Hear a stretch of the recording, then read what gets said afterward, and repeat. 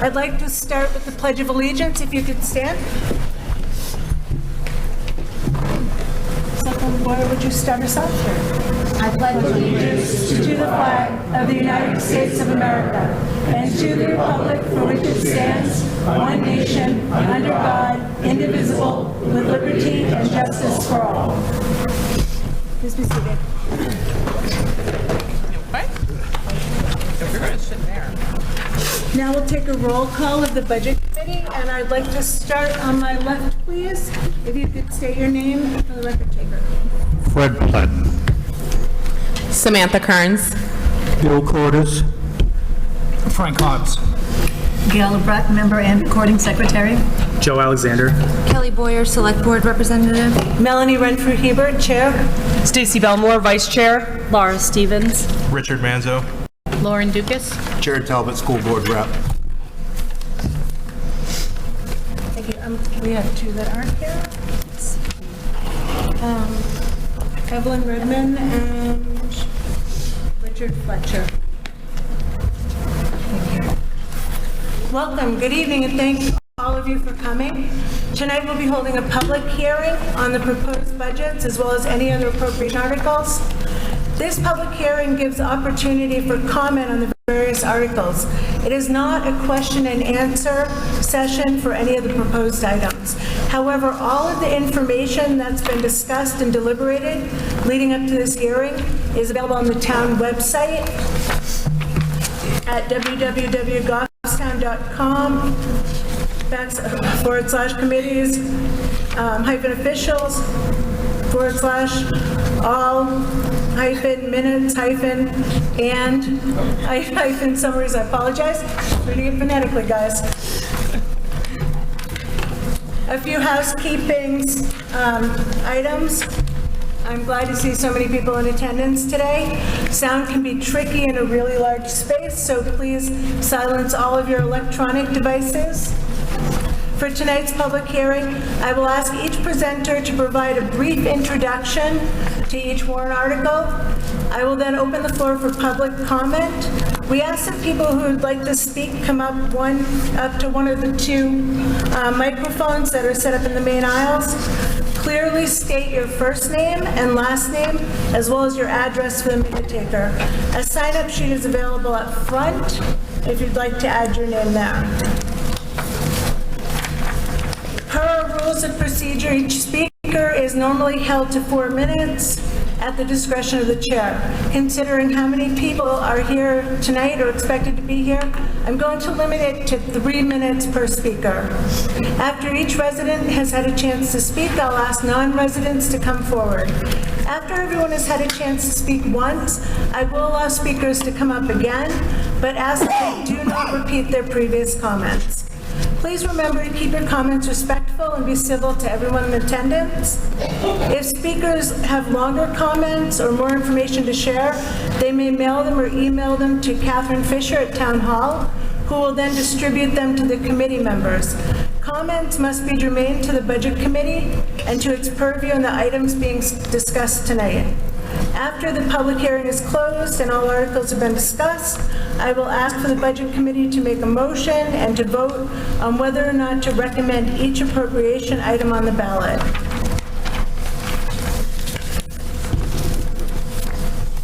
So we'll start our meeting today with the Goffstown Village Water Precinct. The Goffstown Village Water Precinct is self-funded by user fees. The budget they present to the Budget Committee for 2023 is $2,593,27. Is there anyone from the public that would like to comment on the proposed budget for the Goffstown Village Water Precinct? Seeing none, we will move on. Next is the Grassmere Village Water Precinct. The Grassmere Village Water Precinct is self-funded by user fees. The budget they present to the Budget Committee for 2023 is $400,000.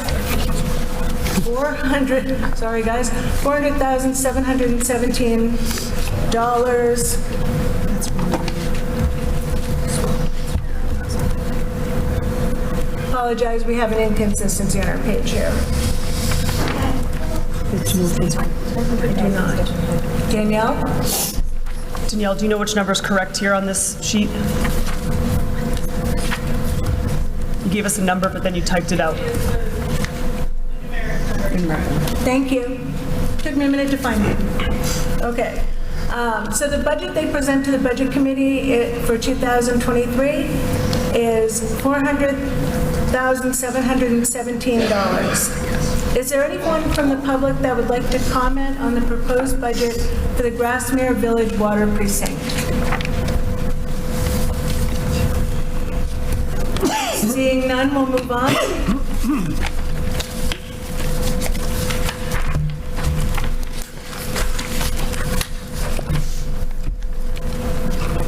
I will now ask Jared Talbot, School Board Representative, to come forward to introduce each of the school appropriation articles. The proposed SAU budget, the proposed CRF budget, and we will ask for comments following his presentation. Good evening, everybody. Thank you for joining us today. So the Goffstown school budget, thank you, Scott. That will be on the warrant article is $52,512,000, sorry, $52,512,180. That'll be on the warrant article itself. To go to the next slide, this is actually comprised of 3 different funds that goes into our warrant article. The top one that you're seeing on the screen right now is the operating budget. So this is what the Budget Committee has reviewed after the school board reviewed and will be presented today in some detail. So the general fund, if we look at today, is roughly, or is $46,878,659. Our default budget, so default budget, just as a reminder, is those things that are approved by the voters that are contractually obligated go into the default budget. That will show on the warrant article for the general fund at $48,424,496. The proposed budget is the additional items that have gone through the school board as well as reviewed by the Budget Committee. And that number for our general fund is $48,718,657. So a difference between our default and our proposed is $294,161. We'll go into detail about some of that as part of this presentation. The other 2 funds are not raised through taxation. They are our food service and our special revenue. Food service is really the fund that is funded through sales at our schools through the lunch program or the snack program, as well as our special revenue fund, which is, again, not raised through taxation. So you'll see the totals there at the very bottom that are going to show up on the warrant article number 2 for the school board. Again, the default is $52,218,019. with the proposed budget that's been vetted by the Budget Committee of $52,512,180. If we move on to the next slide, this is our revenue projection. So not only are we talking about the expenditures, but these are our projected revenues for the next cycle. You'll see what we have for fiscal year 22-23, as well as what we expect next year. So some things that are listed here is local monthly tuition. This is the tuition that we get, I believe, from New Boston. Then we have the state and federal funds that come in through the school system.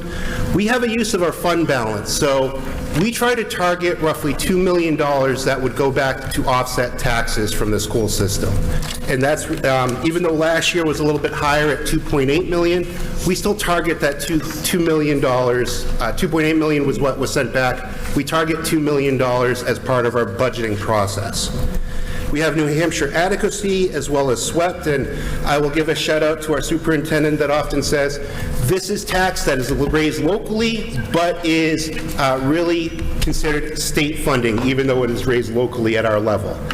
And then we have other taxes for a total, other revenue, for a total revenue estimate of $24,729,564. If we move on to the next slide, this is, again, the breakout that we have between our current fund and the default budget. So the difference between this year's budget and the default budget, if our proposed budget fails, is $1.5 million plus. And then just looking at our current budget versus the proposed, again, we are at 1.8 million. So it is a difference of roughly 300,000 between our default and proposed budget. Some things that are really in here is there's a difference of roughly 300,000. The proposed FY24 general fund represents a 3.93% increase over the current budget. So this is not over the default budget, but over the current budget. And then our general fund does not include any costs of the GES support contract that we'll also be discussing today when Kate McGrath comes up here. So there is going to be another warrant article for our support staff and making sure that they have a contract going forward if it's voted through. What accounts for our increases? So let me first state there are no new headcounts, no new employees in the school district for the projected fiscal year. What we try to do is offset needs that are needed by our students by trying to consume other positions that are opened or not backfilled. So that's why we have a level FTE count. There is a special education increase for out of district of a 5% approved by our New Hampshire Department of Education. And we also, the biggest one is our voter approved salaries and benefits for our teachers last year. If you recall at our March voting time, we had a contract for our teachers which represents roughly a $1.5 million increase from the prior year. So that is a majority of the increase for both our default and proposed this year over the default budget that we are currently using. Let's see, health insurance did increase. This is mandated by the state. They tell us what we have to set our increase at, was 11.5%. This roughly represents $654,000 of our budget in that increase that you see. As well as our utilities have gone up roughly $36,000 for our utility costs to run our schools. Some of our enrollments that we have from prior years and as of October 1st are now up on the screen. You see where we have been from 2018, where we've gone through COVID years, where we came back out of COVID years, and what our projected class sizes are for next year at each of our schools.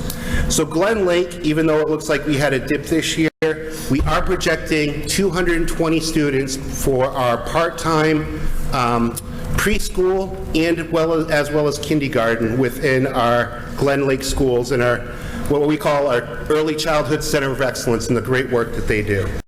When we look at Maple, again, we have an increase in students projected at Maple, the same at Bartlett, though slightly. Mountain View has gone up a little bit, and even the high school's gone up some students. And again, for those of you that do not recall, at the 7th and 8th grade years, we do have New Boston coming into our school system. So 7th and 8th, as well as the high school, not only includes Goffstown students, but as well as New Boston students. So our tax impact for our general funds. Tax rates are only estimates at this point. Tax rates are set by the select board, but what we try to do is provide an best guess from the school system, if you will. The town will be undergoing a reevaluation in 2023, and then tax rates will be impacted by that. So when we talk about our tax rates for this proposal, we're using our current estimates as our baseline, knowing that they can change when we go through that assessment. The following slides depict estimates, again, estimated and actual tax rates. In our GESS support contract, which Ms. McGrath will be talking about, our estimated tax impact is roughly 17 cents per 1,000 assessed. And you'll see what that total is when we actually talk about the contract up here. Exclusive of revenue fluctuations, for every $100,000 that we have within the budget, we're looking at an increase of 6 cents per 1,000 assessed. So again, every $100,000 we increase in our budgets, we're looking at 6 cents on $100,000 for our value for our tax assessments. Just giving some history, Scott Gross has been very proud. He's always tried to project what the tax rates ought to be and then what the actuals are, and this screen really reflects that, so power to him. Good job, Scott. But if we look at what our actual tax rate is versus what we've projected during this entire process, we've been pretty consistent, or at least try to be pretty consistent. We're looking at a tax rate for 2023. Our projected tax rate is $15.59. And then if we do add the GESS contract, we're looking at an additional 17 cents per 1,000 assessed. So again, when we talk about the numbers, we want to build some comfortability with what we've done in the past so that you have something to compare year to year as we move forward. School by school review. A lot of people within the town, they're like, this is great from an overall perspective at the district, but how does it affect those children that I might have in a particular school system? So when we look at this, we have each school with the current budget in the left-hand column, the default budget that is set by RSA, and then the new spending associated with that area. So as you see within the district, which is where a lot of our technology and administrative costs come from, as well as what are those additional new spendings within the school. And again, the new spending is related to commodities, those insurances that we have, and you get your proposed budget. But what you see on the far right-hand side is the difference between our current budget and what our proposed budget is. And again, I need to reemphasize, the increase is largely due to the contracts that we have with our teachers that was approved by the voters last year. So a school-by-school assessment of where we are. So if we look at Bartlett School, and we have a difference of $331,000. Most of this difference, again, is those contractual obligations for our teachers, as well as some of our increase in our actuals. So when we look at our actuals for how much electricity did we use, how much oil or propane did we use for the schools, we try to chase what our actuals were and have some kind of empirical evidence for making these decisions. Based on the rates for electricity at Bartlett, this is going to increase our budget for the Bartlett School of over $5,000, as well as when we have general supplies, pens, papers, crayons, those things that our elementary students need for their continued growth. We're looking at $3,500. And then we have some other playground initiatives. Those kids have to get outside, they have to play. We can't just keep them in all the time, but we are looking at a cost associated with that as well as natural gas, which is what Bartlett uses. Maple Ave, very similar story to what our increases are. The difference between our current budget and our proposed budget is $281,000 and some change. But again, what we're looking at here is lunch monitors have gone up for roughly $25,000. We also have media professionals. We had to shift some of those heads, if you will, between schools, taking some potentially from the high school or other schools and moving them to the local schools that are needed. That's an increase for this particular school of $14,000. And then you see the electricity for Maple has gone up a lot, $12,500, as well as our propane needs to heat the building. Glen Lake. For our Early Childhood Development Center, we did move a custodian into the Glen Lake School. It was needed to make sure that we had sanitation with those little kids running around that might be having some runny noses. But that was a consistent cost that we have at this particular school by moving them. Electricity, our portable that we installed roughly 2 years ago, that uses electricity for heat. So we've talked about other alternative means, but in order to heat it for our budget, we're looking at an increase of $10,000 because of electrical rate that went higher. For our sped supplies, those important things for special education, the increases are $2,000. And some of our facility repairs, again, increased for $2,000 for those wear and tear maintenance items that we have. Mountain View Middle School.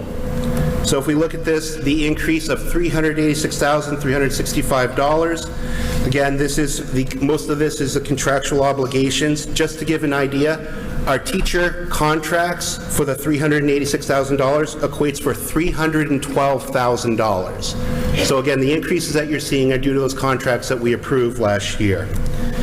Our media center, we did increase that by $5,000 to address and revise the shared costs between our databases that we have. And then our facilities repairs, we did add 5,000 because that was chasing our actuals.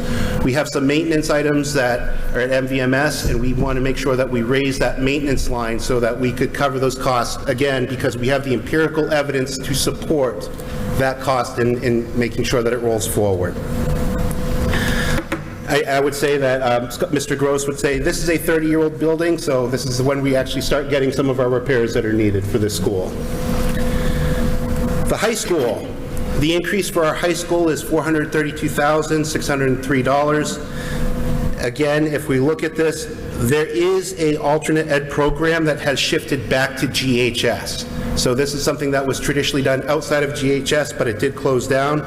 So we did repurpose those 3.5 FTEs to the high school, and that is really what's showing here. But again, overall, our staffing has remained neutral within all of our districts. We did move GHS World Language teacher to a SPED program, as well as a science teacher to a student accommodations, keeping our headset level within the district.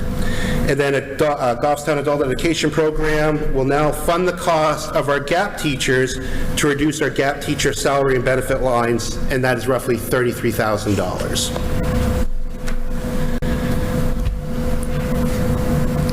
I think I have two, it's a continuation. Sorry, Scott.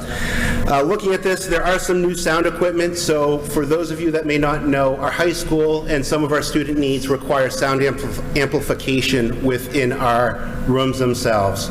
Some of these often have to be replaced as part of our, our actuarial program that we have, but we are looking at $10,000 for, I believe, 5 sets of amplification for sound within the high school itself.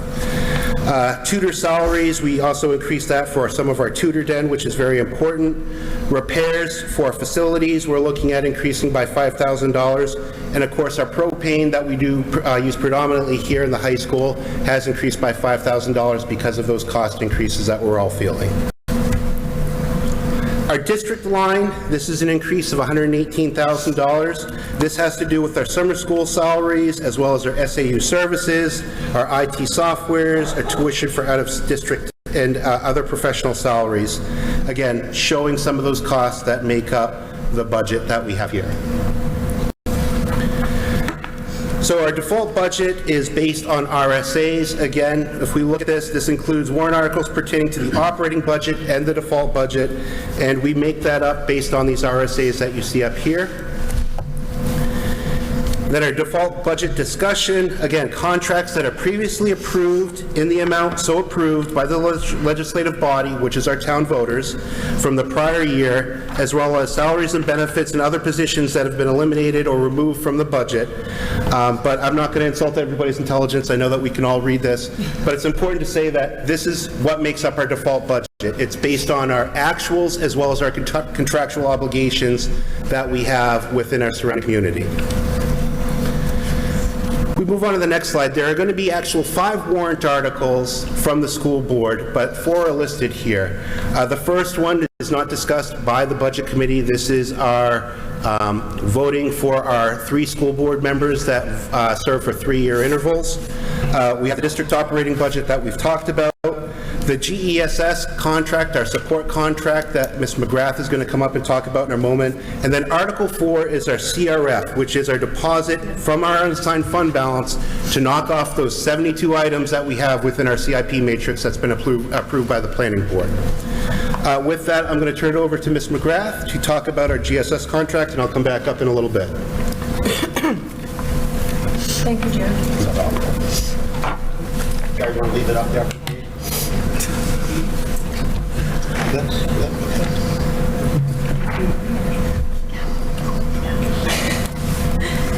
Good evening, everybody. My name is Kate McGrath. I'm the Human Resources Director for the district, and I'll be presenting the warrant article on the Goffstown Educational Support Staff tentative agreement.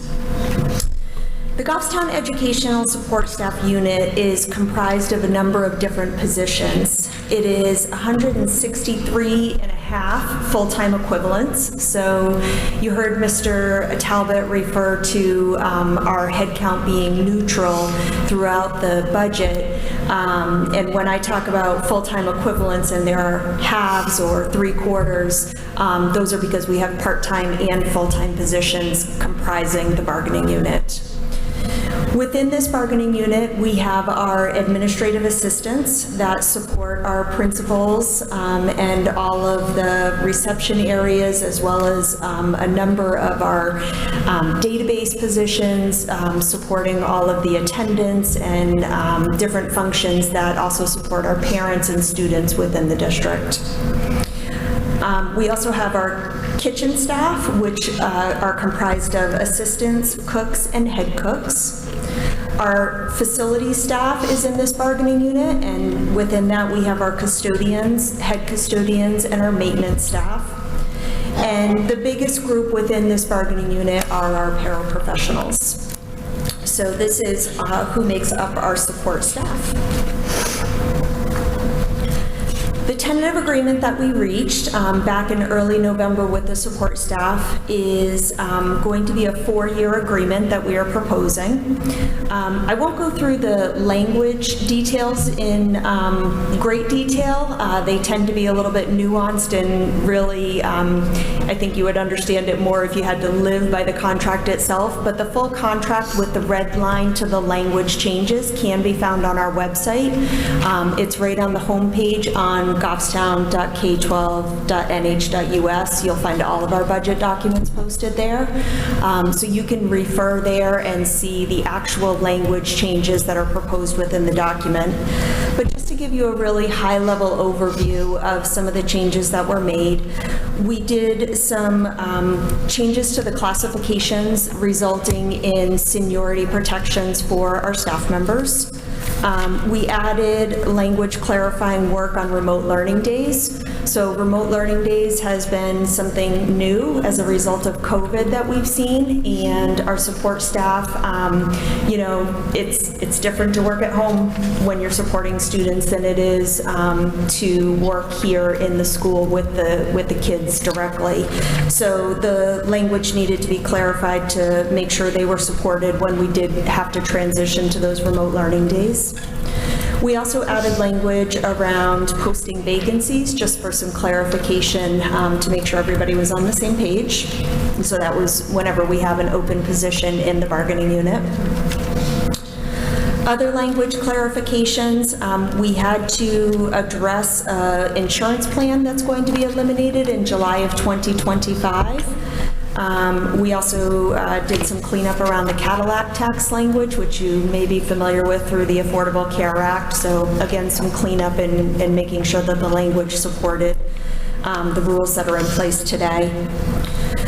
One other change that was made to the language within the agreement was our support staff who have a certain number of years of experience with us, when they put in for retirement, they're eligible for a retirement stipend. And we did add language that in the event that they pass away while they're still employed with us, but they hadn't put in for retirement, that their estate would still be eligible to receive that benefit on behalf of the support staff member. Getting into the changes that are compensation and that make up the warrant, the numbers that are on the warrant article. The tentative agreement does ask for increases to the longevity stipends. Each frame, each category of years of service would be increased by 75 cents. Longevity starts at after 17 years of service to the district. So this is for our folks who have been with us for a long time, and because they're on the top step of the grid, they tend to get the smaller of the increases as the salary grid is adjusted. So we made some proposed changes by 75 cents for each category of years of service to the longevity stipends. The remaining compensation changes that are proposed within the agreement. So we worked to consolidate the number of steps on our salary grid throughout this agreement. And what that allowed us to do was to focus on increasing the starting wages for our staff, while also still giving fair and equitable raises to those who are at the top of the salary grid. So in year one, we made a couple of changes to the grid adjustments. We increased our top step, which in year one is 16, by 3.25%. And then we increased steps 5 through 15 by 2% less than step 16. So what that did was it made sure that each step within the grid was a fixed amount, and the raises, depending on where your years of service were, do not vary. And then the last thing that we did to bring up those starting wages is steps 1 through 4 all equal the pay of step 5. So as I'm sure you have all heard, the ability to hire for many, many employers has been very challenging. It's becoming more and more difficult, and it's been no different for the school district. So as we look at the vacancies that we've had over the last couple of years, kitchen staff, custodial staff have been very difficult to fill, and we really needed to make sure that the competitive nature of our wages was such that we could attract and retain quality staff to support our students in our schools. Then in years 2, 3, and 4, the grid is being increased by 3.75% in year 2, 4% in year 3, and 4% in year 4. And in each of those years, we drop off the starting step. So by the end of this agreement, our wage grid will be a total of 13 steps. So just to give you some perspective on where our support staff earnings are, the current average salary, and these folks are paid hourly, but when you take their regularly scheduled contract hours by their rate of pay, is $24,659. So these are not folks that make a significant amount of money, yet the work that they do is incredibly important, not only for the support of our students, but also to make sure that our facilities are running efficiently, that we have good customer service for all of our folks, and that our kids are fed. So in totality, what this proposed contract looks like is a total of $1,371,762 over the 4-year period, with the first year costs asking for $344,219. Thank you.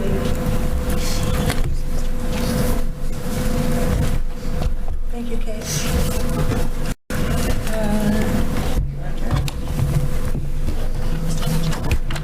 Back again. So our last warrant article we'll be discussing from the school that's being presented by the Budget Committee is our Capital Reserve Fund. The CRF was established for existing facility assets by the voters in 2019.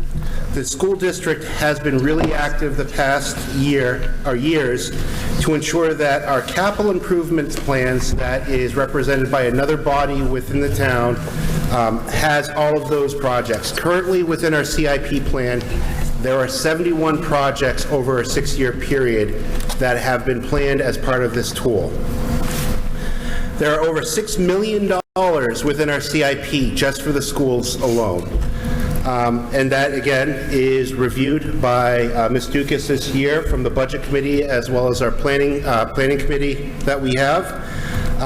And there are over 700,000 in CRF eligible projects for 23-24 fiscal year.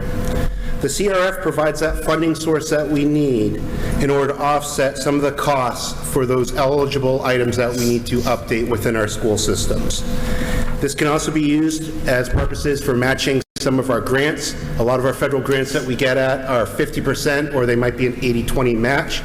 The funds that come out of this CRF goes towards those grant offsets as well, so that we can bring in those items And this fund is also used for some unplanned activities that may occur through the school year.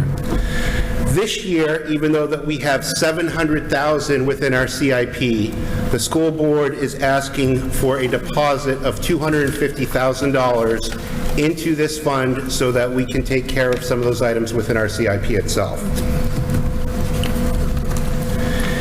If we look at our next page, these are funds that actually have been completed. So these are projects that we have used our CRF monies for. Right now, we have $66,000 in the budget, or in the till right now, from all of our projects that we have funded.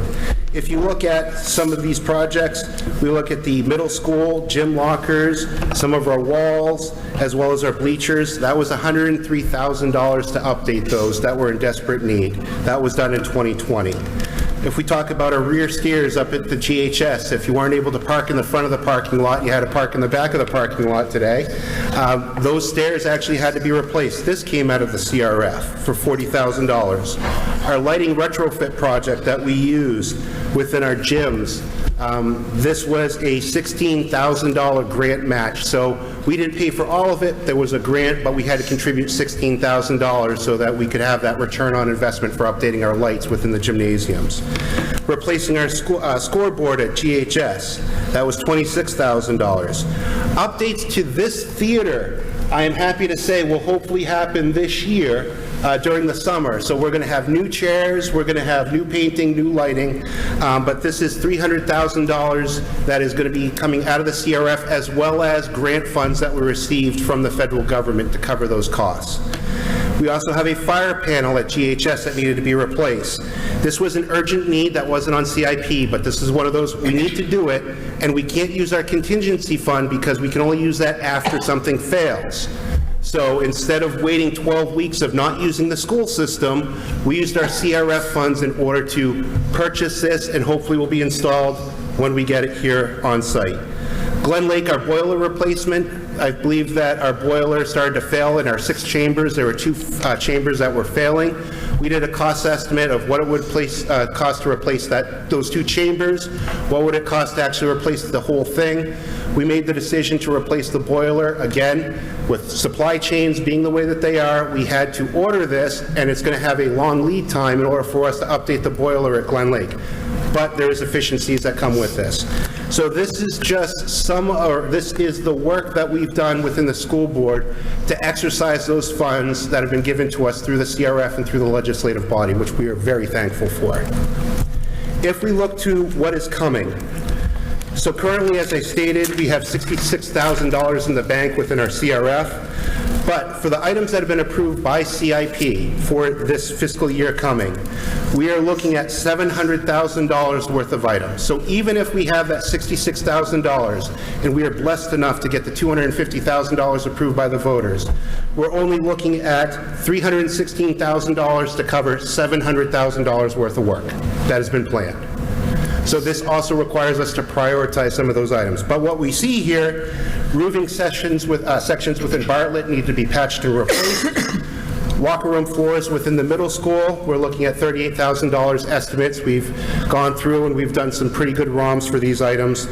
Cafe tables within the middle school is $52,000. Our fire panel, which I think is very important, is $40,000 at the middle school. Our transformer, which is equally important within the middle school so that it doesn't fail, is estimated to be $105,000. Our replacement of our district tractor so that we can take care of our grounds for salting, for moving items, is $80,000. This is not a new tractor, this is a replacement tractor. And then our heating controls at Maple and Bartlett, there is the ability that we might be able to use grants for this, but we're looking at $200,000 for this. But we are asking for $250,000 from the community. That would come from our unreserved fund balance, and hopefully this is approved by the Budget Committee as well as the voters. Ms. Chair, that is everything from the school. Thank you, Jared. So at this time, I'd like to open for public comment on the proposed SAU budget. Does anyone have comment for the SAU budget? Does anyone have comment about the proposed CRF deposit? No? Hearing none? Thank you. I'll now ask Derek Horn, Town Administrator, to come forward to introduce each of the town appropriation articles. Madam Chair, just point of order, did you ask about public comment for the support contract? Pardon? The support contract, did you ask about public comment for that? No, not as a separate item. Do we need to do that? Oh, wait. Yeah, thank you. Thank you. So at this time, I'll ask if there's any public comment on the SAU supportive contract. Hearing none, we'll move on to Derek and the town appropriation articles. You're tied. I like your tie.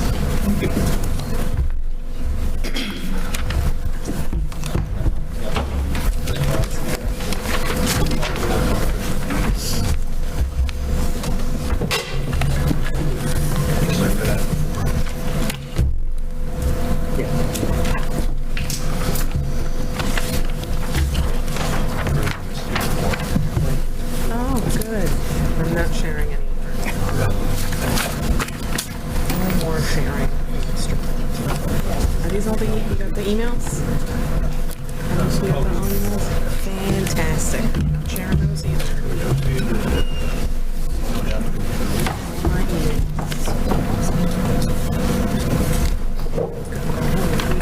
Again, thank you. I'm Derek Horn, serve as the Town Administrator under the Select Board.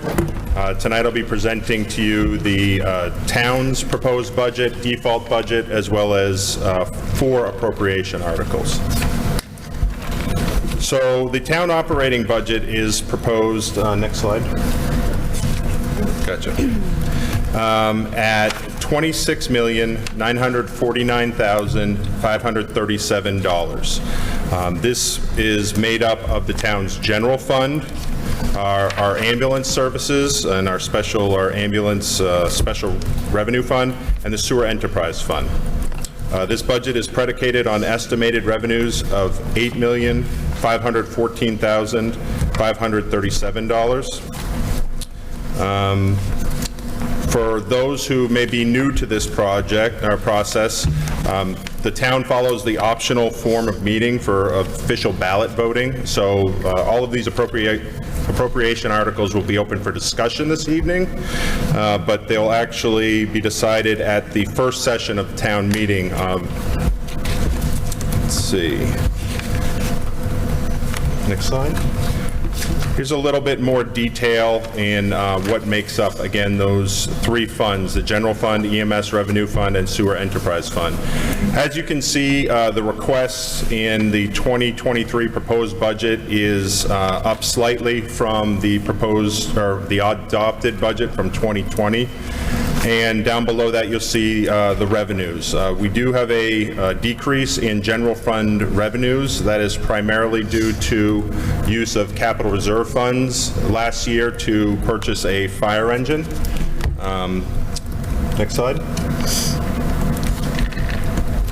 And then each department shows the adopted budget as well as the difference in change for the 2023 budget. Again, the last line, CIP, is our capital improvement program, and those were really 2 one-time projects that are no longer in the budget, the fire engine and townwide networking. So all of our budget material, which includes our department head presentations, our select board approved budget, our budget committee budget that they brought to public hearing, any handouts that are being provided this evening, there were some on with more detail out front, those are on the town website. The easiest way is just go to goffstown.com, and in the bottom right there's a budget tab. So people at home can check on that, or if anybody wants to look at some of the more finite detail a little bit more, they can do that at their leisure. I'll speak to the default budget, and when I speak to the default budget, I'll also touch on some of the new items that are in our operating budget. So again, comparing the default budget to the proposed budget, there is a difference. Again, many of those one-time large projects that came out of last year's operating budget. Next slide. Increases and reductions. The town does have 4 CBAs, collective bargaining agreements, that are all active and have been approved at prior town meetings, so there are contractual wage increases. We do have a reduction in debt service on the 2016 fire station bond that reduces annually. And then we also have a reduction in election costs. Again, in 2023, we'll only have town meeting, where we had the state primary and the general election this past year. One-time expenditures that were taken out of the default budget, again, that fire truck replacement, that was a $750,000 budgeted item with offsetting revenue from the capital reserve fund.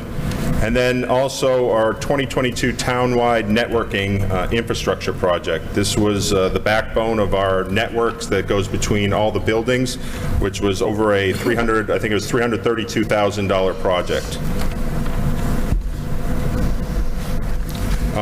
Increases not included in the default budget, and these are the increases that make up that difference between operating budget and default. We have wage increases for non-union employees.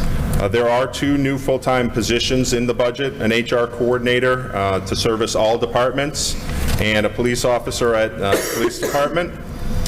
We have one-time expenses in CIP and increases that go beyond last year's appropriation.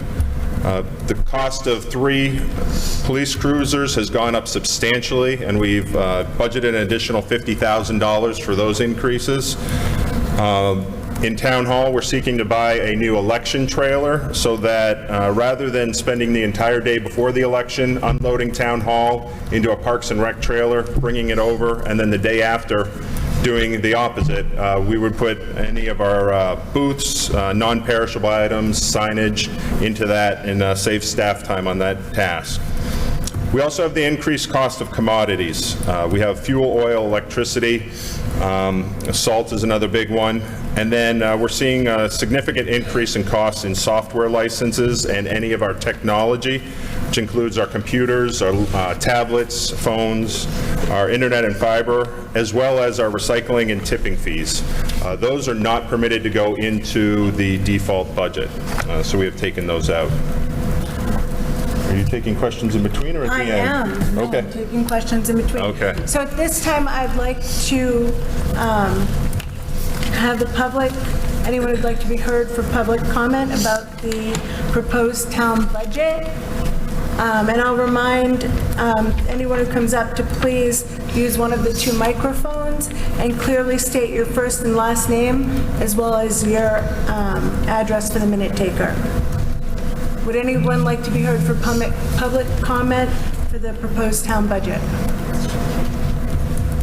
Seeing none, please move on. Okay, thank you. The next budgetary warrant article goes hand in hand with our town budget. This is an EMS fund appropriation article. Back in 2001, the town made the decision to create the EMS Special Revenue Fund. So anytime ambulance goes out from the fire department, they bill the patients, and those funds, those revenues that are received go into this special revenue fund. In the past, it was included as part of the default budget. However, in 2017, we were notified by the Department of Revenue Administration that we have to make an appropriation separately from that fund to offset EMS costs. However, we keep it in our operating budget and default. For some reason, the town still needs to provide those EMS services. So, let's see. So, just real quick. So this article is meant to offset those EMS operations in the operating budget. If this article were to fail, the operations would be funded through taxation. Questions on that one? So at this time, we'll take public comments on the proposed use of the EMS Special Revenue Fund. Seeing none, we'll move on. Thank you. Our next article is the Fire Apparatus Capital Reserve Fund.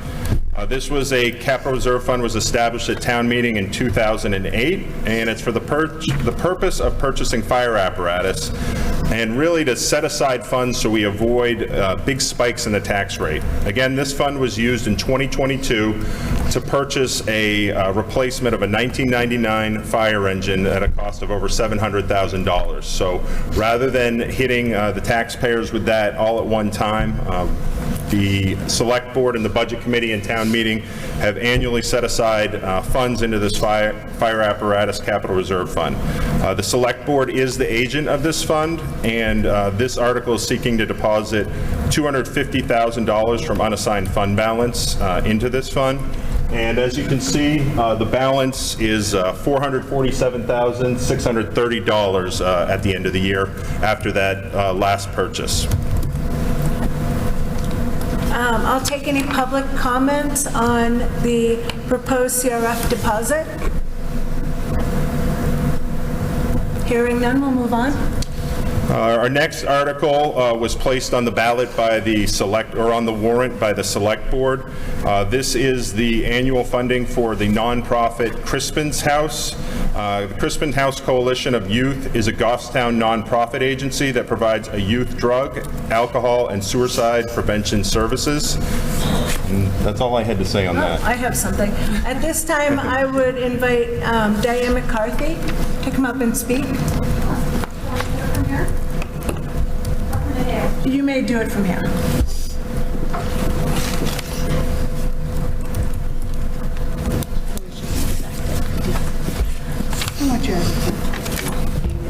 Thank you and good evening. I'm Diane McCarthy. I'm the Executive Director for Crispin's House Coalition for Youth, 116 Mountain Base Road in Goffstown.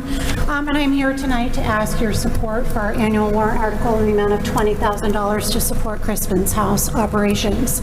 For those of you who aren't familiar with our agency, we are your local nonprofit dedicated to serving the youth in our town. Our mission is to encourage and empower positive choices in the lives of our young people by helping to create a healthy and supportive community.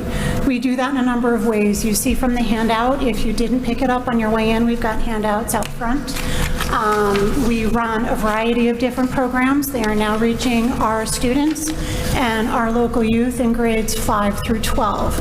They vary in size, they vary in scope, but they all share the same purpose of keeping our kids safe, helping to build protective factors, and giving them alternatives. So you see we run a juvenile court diversion program. We are one of 18 in the state that are accredited. We participate with the New Hampshire Juvenile Court Diversion Network.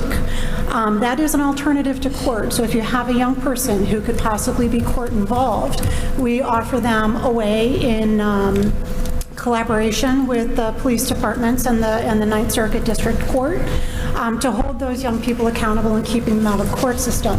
We know that the more exposure a young person has to court, the more likely they are as an adult to become court involved. And I think we can all agree that that is a less than ideal outcome and something that we can work towards. We also run suicide prevention. We run mental health programs. I'm trying to be brief. I believe I've told. I've got 4 minutes, but certainly if anybody has any questions, please do not hesitate to reach out. Bottom line, we're asking for $20,000 of funding, and you can see that that is less than 1/5 of our annual operating budget. But make no mistake about the importance of this support. Whenever I run for a grant, and look for outside support, you may have heard it before from different agencies. They always ask, do you have the support of your community? And through this warrant article, it is, yes, we do. It is a resounding symbol, and it has been a game changer for us. So please, it is very important to us, and I thank the Select Board for their past support, and I also thank the Budget Committee for their past support of the article, and ask and encourage you to do so again. Thank you. Thank you, Diane. At this time, I'd like to open the floor for public comment on the request from Crispin House. Is there anyone for public comment on Crispin House? Hearing none, we'll move on.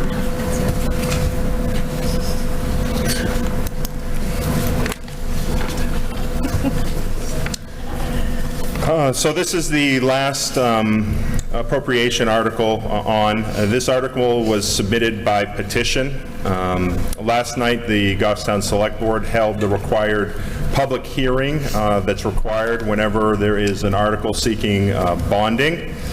And the amount and language cannot be amended at tonight's meeting, and it will appear on the warrant with this language.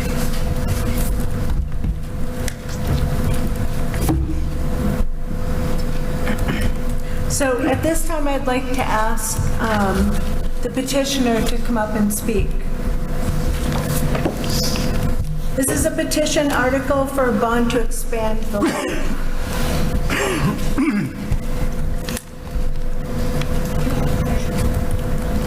Pardon? Is here okay? You can sit there and you have about 3 minutes. Okay. Is she more time? Is the mic working okay? No. You have to get real close, if you get real close to it. Be this close. I'm always afraid I'm going to make a weird sound. Anyway, thank you for hosting tonight's hearing. I'm sure that you all are familiar with the select board meeting, and you've all heard me say several times now that our 113-year-old historic library is about 11,000 square feet, too small for a town of our size, and that it can no longer accommodate the needs of this community. It physically cannot hold any more materials, and there is nowhere for people to even sit down. You've been to the library, you all received a tour now, so you've seen it. You've heard me talk about the timeline that this project has been on the CIP matrix, I believe, since 2009, and the amount of privately held funds not raised by taxation that have been spent on this project to date. How the design plans would not only benefit the community, but that they were designed based on feedback from the community and designed in such a way that we wouldn't be required to add any more staff. I know that's been a concern. You've also seen the awards and are aware that our library is one of the best in the state. But we're storing materials in the bathroom where the lock is held together with duct tape and there's only one toilet for the 37,608 visitors that the library hosted last year. Some of you have seen the materials that are being stored in the furnace room and in the fire escape. Fire Inspector Bill Connor certainly has, and he has quite a lengthy list of things that he's deemed hazardous about the library building, like the server rack, which is also stored in the furnace room.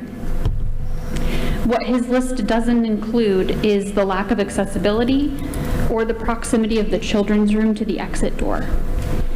The current entrance was added, I believe, in 1997, and it was designed to make the building accessible. But we've had instances in which folks can't fit their wheelchairs through the door or can't turn their wheelchair into the elevator. We've had several instances in which children run from the children's room past circulation and out the door and into the parking lot. There were several concerns raised last night at the select board meeting, and they're absolutely valid. No one is saying otherwise. We know this is a lot of money. I know this is a lot of money. I'm a taxpayer too. I'm also paying $4.29 a gallon for propane, so I understand.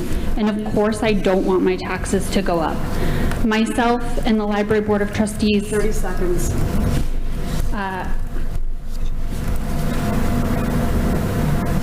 What?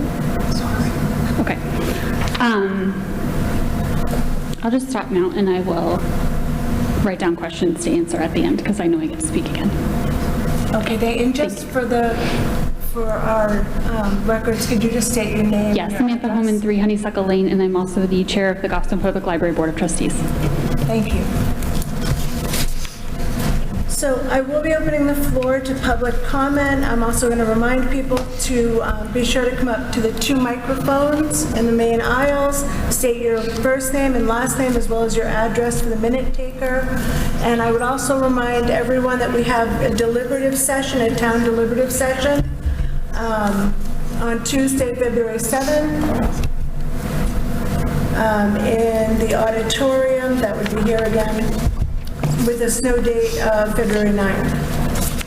And that would be an opportunity to make any changes to these petition articles, but this is not an opportunity to do that. This is strictly a one-way conversation, and we will be listening. So if anyone would like to come up and, Yes. Thank you, Madam Chair. If we learned anything from the meeting last night, we are going to give a 30-second warning rather than a 10-second. We realized that was kind of shocking, so there will be a 30-second this time, tonight. thank you.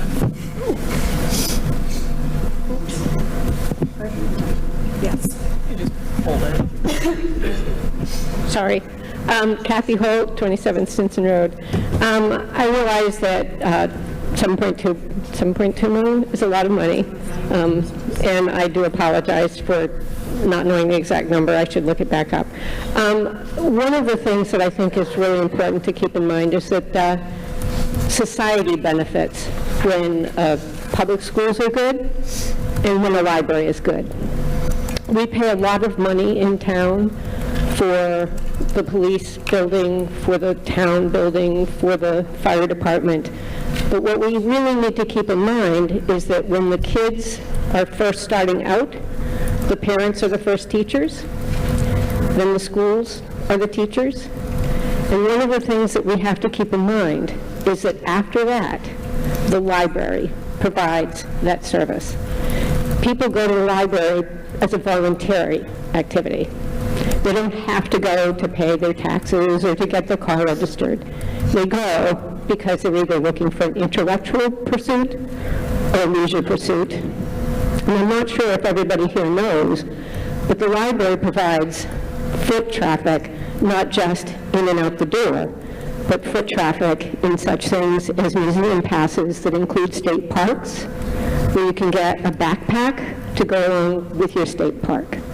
So I encourage you to understand that it isn't just the building, but the fact that we have professionals who help keep the education going, both for leisure and intellectual pursuits, that hopefully you learned from your first teachers, your parents, and the schools that you support as a voluntary thing.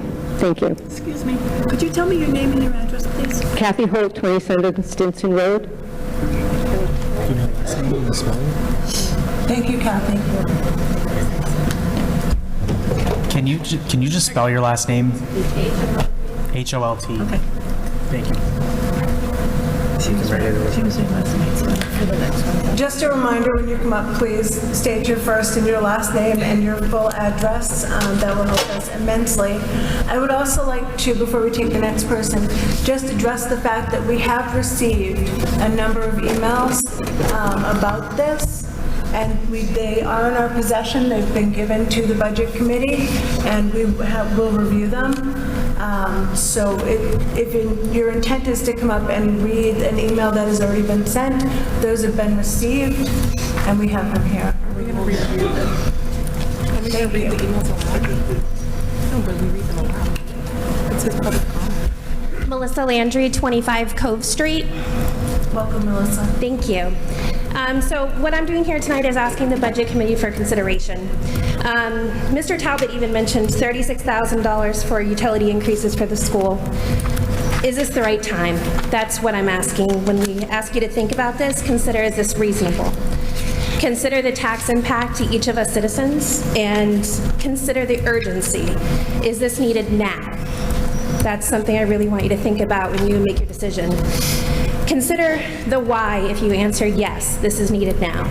Like, why? Why now? And is it the right time? Again, thinking about the COVID impacts, even mentioned by Mr. Talbot in his presentation, it's not the right time in my view, and I just think it's important for you to really think about and consider, and that's all I'm asking, is consideration for the people that you're here to support as our Budget Committee. Thank you. Thank you. I appreciate you coming today. Are there any other individuals who would speak about the library expansion? Hi, good evening. My name is Sarah Dadian Perez. I live at 36 Checkerberry Lane, and I'm just here to speak about... I need your name. Sure. Sarah Dadian Perez. Thank you, Sarah. Yep, no problem. So I wanted to talk about a couple personal reasons, but also data-backed reasons where I would speak out in support of the library expansion. I understand that the sticker price does seem very large, but a couple of things to consider. It seems, I know, like nowadays most everyone's on their phone all the time and perhaps not reading, and perhaps you folks are thinking, well, why do we need this right now? Everyone's on their phone. the fact is that the data shows that people are actually reading now more than ever. If you look at the Association of American Publishers, book sales are far up. Libraries are being used more than ever, and that's being driven largely in part through, results of the pandemic and what people have started to do. The library here is incredible. I think that you all know about the awards it's won in the past couple of years. Not only is the best library in the state, but also our best library director in the state. For such a small library, it's amazing to me that they're able to offer the amount of programs to our children, our community. And as a family, we've lived here now for about 5 years, and when we were looking at places to move to, schools were important, the community of Goffstown was incredibly appealing, but also we knew that the library had an amazing reputation. This was important to us. So it definitely is important for us, we feel, to continue to invest in the town, in our library resources, and in a time when book sales are actually increasing and people want to take books out from the library, and not everyone necessarily can afford to pay $30 for a hardcover book or an $18. That's the average price of a paperback right now.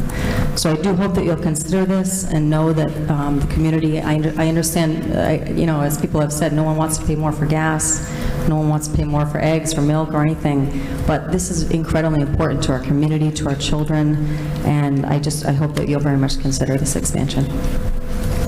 Thank you.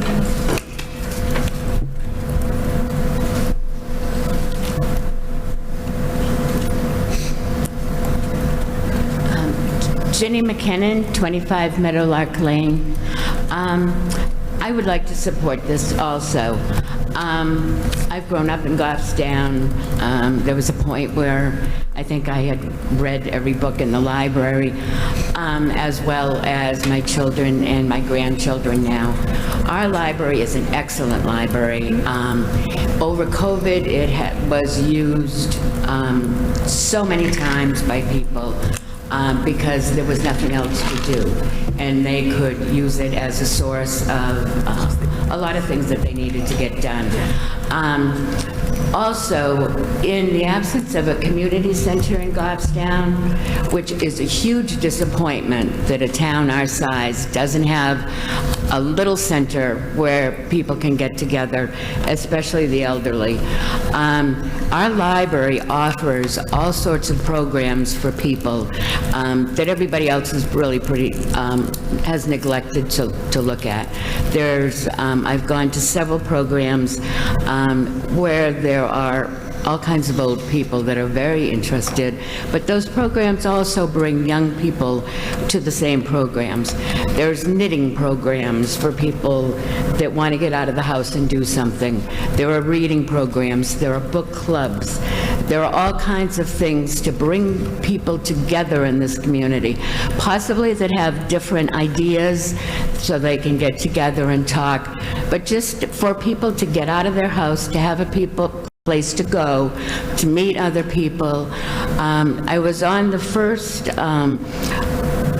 committee that did an expansion of the library, and I can see that it's just expanded so much more from that expansion that we need to go on, and we really need to think, do we want to do a community center and have that expense on our budgets as well, or do we want to just do this in the library? And since they've been doing such a fantastic job at this point, increasing our library size and letting them continue on what they're doing and being able to do that at a larger pace and killing two birds with one stone.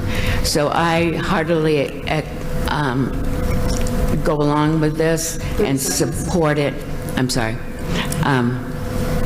Thank you. Thank you.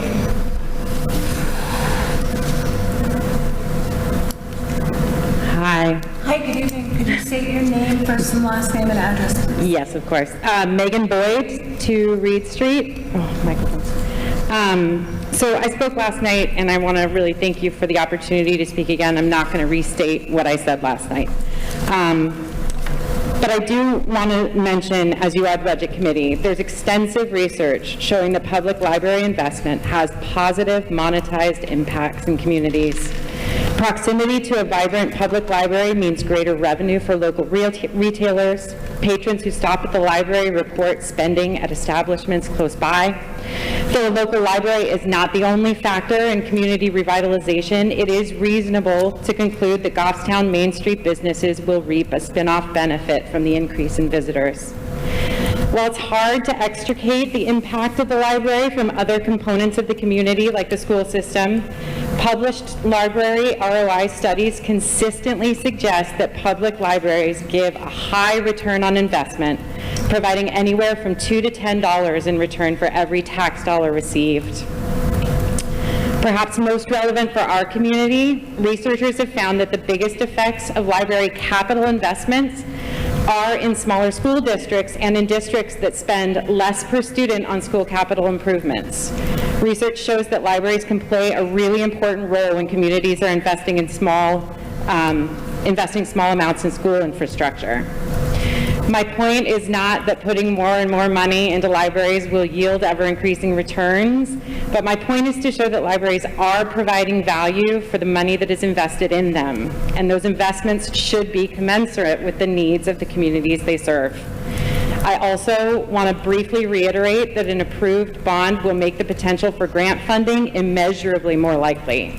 I'm a grants manager with more than 13 years of experience writing federal, state, local, and private grants, and I currently work for a large public university in Mass. I know that with established community support, like Diane mentioned, doors to public funding sources will open and the potential to decrease the local tax burden will be significant. To be clear, my family has felt the impact of the current inflation crisis, and I certainly do not relish the idea of higher taxes.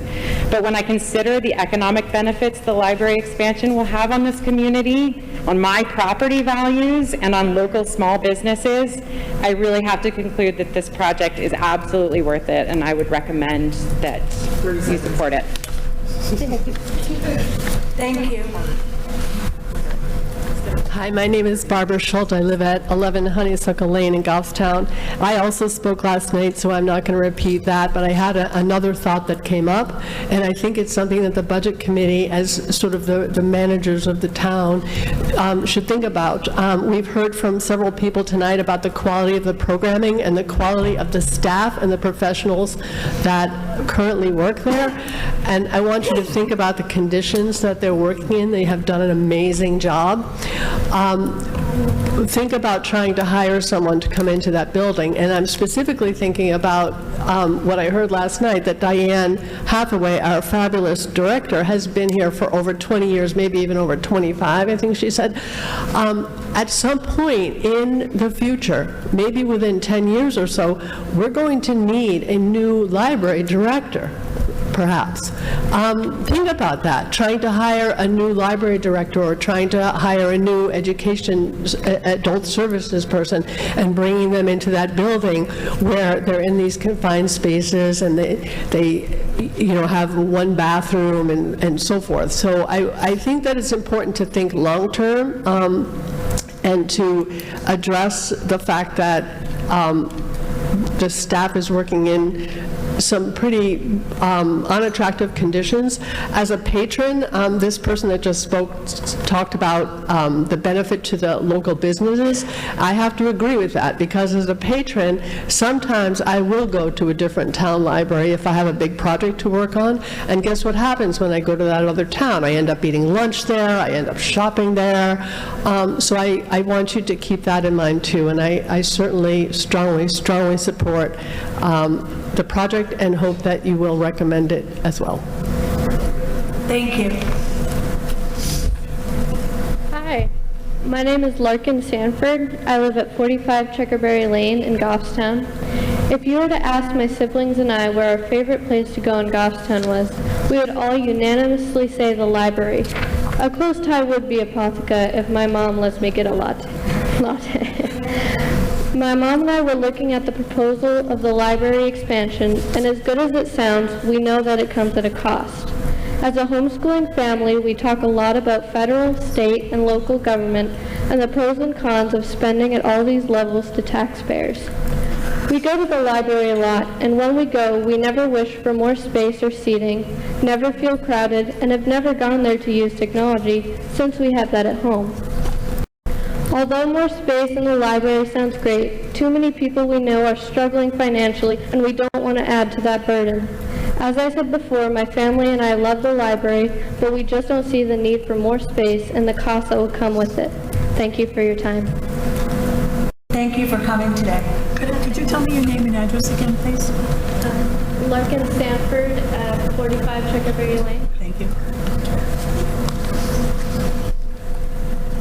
Hi, my name is Wendy Sanford, and I also live at 45 Checkerberry Lane. As Larkin, my daughter, mentioned, we are a homeschooling family, and we love the library and appreciate all the staff so very much. My children are avid readers and have even mentioned wanting to become librarians because when they were little, because they would love to sit in a library and just read all day. That's what they thought it was there for. But there isn't too much more that I could say that hasn't been said already the last few nights and tonight. We all know that groceries have doubled, gas and oil prices are high, we know people are struggling, even listening to the budgets tonight, seeing how the cost of all electricity, oil and whatnot for all of our town schools and whatnot are increasing tremendously. So many of us are not in the place to have their already high property taxes jump even higher. When we reviewed some of the plans for the expansion and the $7.2 million price tag, in one of the videos, these 4 items were mentioned. Changes in technology, variety of spaces for people to sit and work together, appropriate bathrooms, large community room. And although our family personally loves the historic small-town library feel, the expansion sounds wonderful in many ways, and I'm sure the benefits could be there for some. But as Larkin mentioned, we never felt anything lacking from our current library. We realized with more space comes more possibilities, but in these financial tight times, many people and businesses still recovering from the shutdown COVID years, we feel we need to be creative in using already existing town spaces, schools, and businesses for classes, meetings, etc. Our library has been compared to towns like Hooksett, Milford, and Londonderry, but in reality, these towns have way more businesses than Goffstown does that help offset the town's tax burden. We do hope the library gets the money it needs for the needs. There is obviously many: upkeep, more storage, handicap accessibility, updates, etc. But the price tag and interest needed for the wants is just too much financial burden to put on the Goffstown taxpayers at this time. So thank you for your time, and we ask that the Budget Committee members do not recommend this article, warrant article on the March ballot. Thank you. Thank you.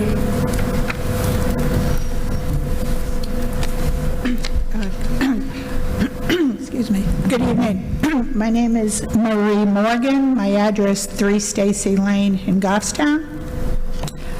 In case I tend to go over, or whether I don't, I have copies of my comments here that I'll leave with you.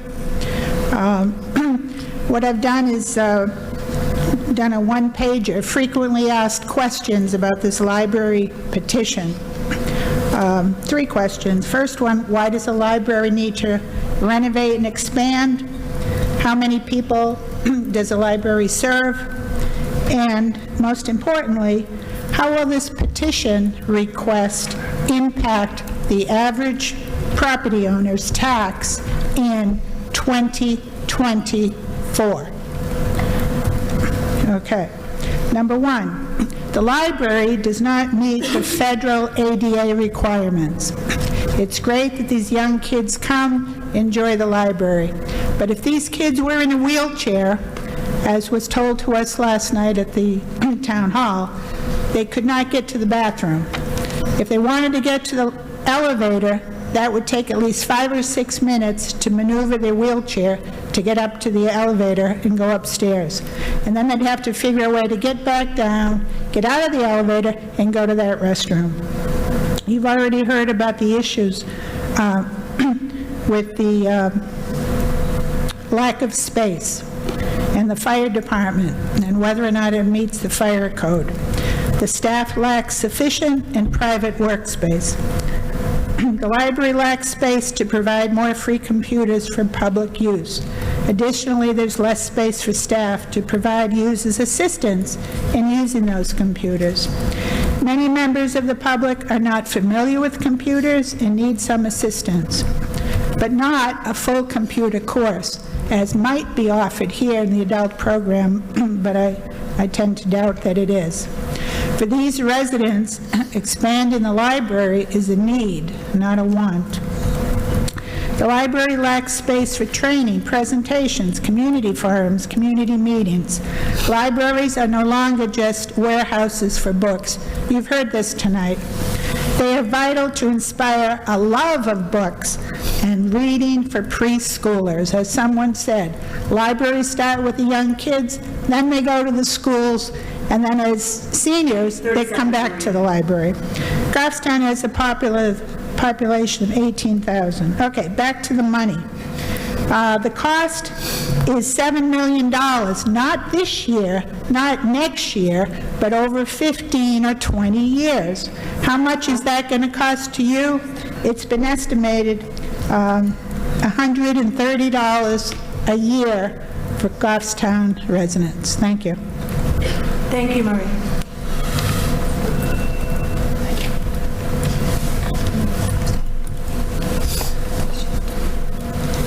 Good evening. Hi. Thank you for being here. I'm going to hold this.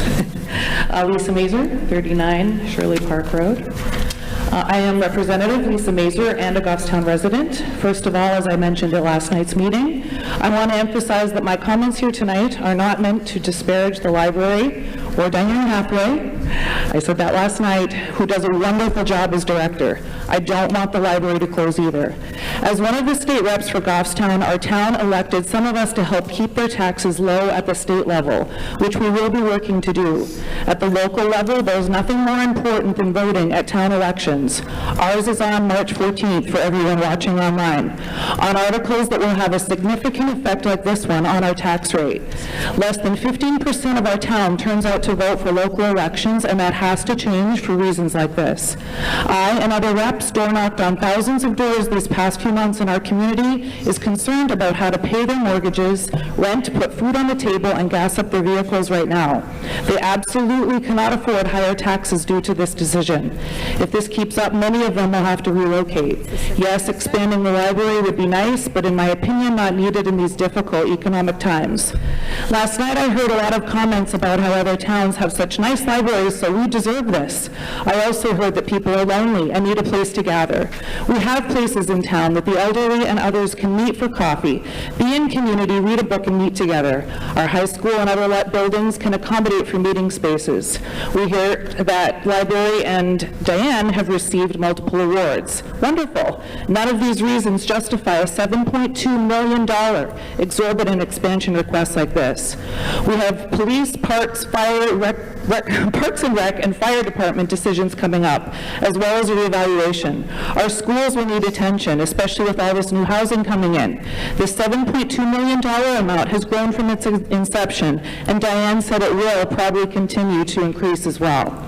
At last night's meeting, the chair of this committee made 2 public comments about her undying support for this expansion before she even heard from the community, so I really hope she is able to vote impartially tonight. I urge all of the Budget Committee members to not recommend this warrant article on March's ballot. There are a lot of amazing thinkers outside of the box in our community who could come together and help come up with alternatives that would cost cost thousands, not millions, to improve our library. Thank you for your consideration, your service, and for listening to our concerns. I'll be emailing this to the committee after tonight's meeting as well. And I hope you're able to read all of the emails that came in today, because both sides would be represented in that too. Thank you. Thank you for coming and speaking today, and I would like to remind everyone that every Budget Committee member has received a copy of all the emails that were sent. It will also be included with the minutes for this meeting, so it will be available to the public as well. Thank you. My name is Mike. Good evening. My name is Michael York. I live at 15 Catamount Road in Grasmere. There's been a lot of talk about this exorbitant price for this library. One of the reasons that we're spending, or will have to spend this much money, is we have not invested in the library over the 40 years that I've lived in this town. And that's why it's going to cost us a lot more because we haven't made any incremental improvements on the library, with the exception of the handicapped accessibility, which really didn't work all that well, quite frankly. A lot of talk there's been a lot of talk about how wonderful Diane is, and she is. She is a fabulous librarian. The problem is, she's like a very talented carpenter who's been given substandard tools to do her job. If she were given the tools that she needs, the library would be even better than it is. I would urge people to take a look at what serves as the children's room in our library. It is totally inadequate. We need to improve that, and the only way to do it is to do a total renovation of the library. Thank you. Thank you for being here today. Is there anyone else who would like to speak about the library? Yes. Did you count this one? Did you count this one on your tally? This email? Because this one doesn't say anything. That's right. Okay, good evening. My name is Brian Mazer, and I live at 39 Shirley Park Road. I am asking this body for a non-recommendation for library expansion. Pragmatically, what I'm struggling with, and I've heard a lot, I still have not heard or seen any solid justification for the library expansion and for the long-term impact on our town default budget. Let me share some troubling data points. During the second half of 2022, each household realized a 7.1% tax rate increase, and that is expected to rise this year. We need to stop the hemorrhaging. And what I can see, we do not have any offsetting revenues for any additional spend. So you can't keep on going back to the well, getting more tax dollars from people. You have to stop the hemorrhaging. Either stop spending or find offsetting revenue streams. Another data point which I don't like, out of 256 townships in New Hampshire, Goffstown is presently 222nd, or the top 85 percentile for all tax rates, 26 and 31 cents respectively. If we keep on going, we're going to be in the $30 range and be the 90 percentile. And as you know, Claremont is kind of the poster child for high tax rates. Claremont is at currently $40.26. I don't want to be a Claremont. I want to be like a Bedford. I want to be like a Merrimack. Or Ware, $17 per thousand. So asking for $7.2 million, again, $7.2 million is way too much money. The proposed library bond is $7.2 million, is approximately 29%, I would correct myself from last night, it's 29% of our current default town budget. A third, 29%, that's crazy. I have not heard any solid arguments and good data for the expansion. I will not support or vote for this. I trust the body and those that are listening and are here are prudent about our shared tax dollar burden, and will do the same regardless of appearances. Thanks for your time. Thank you.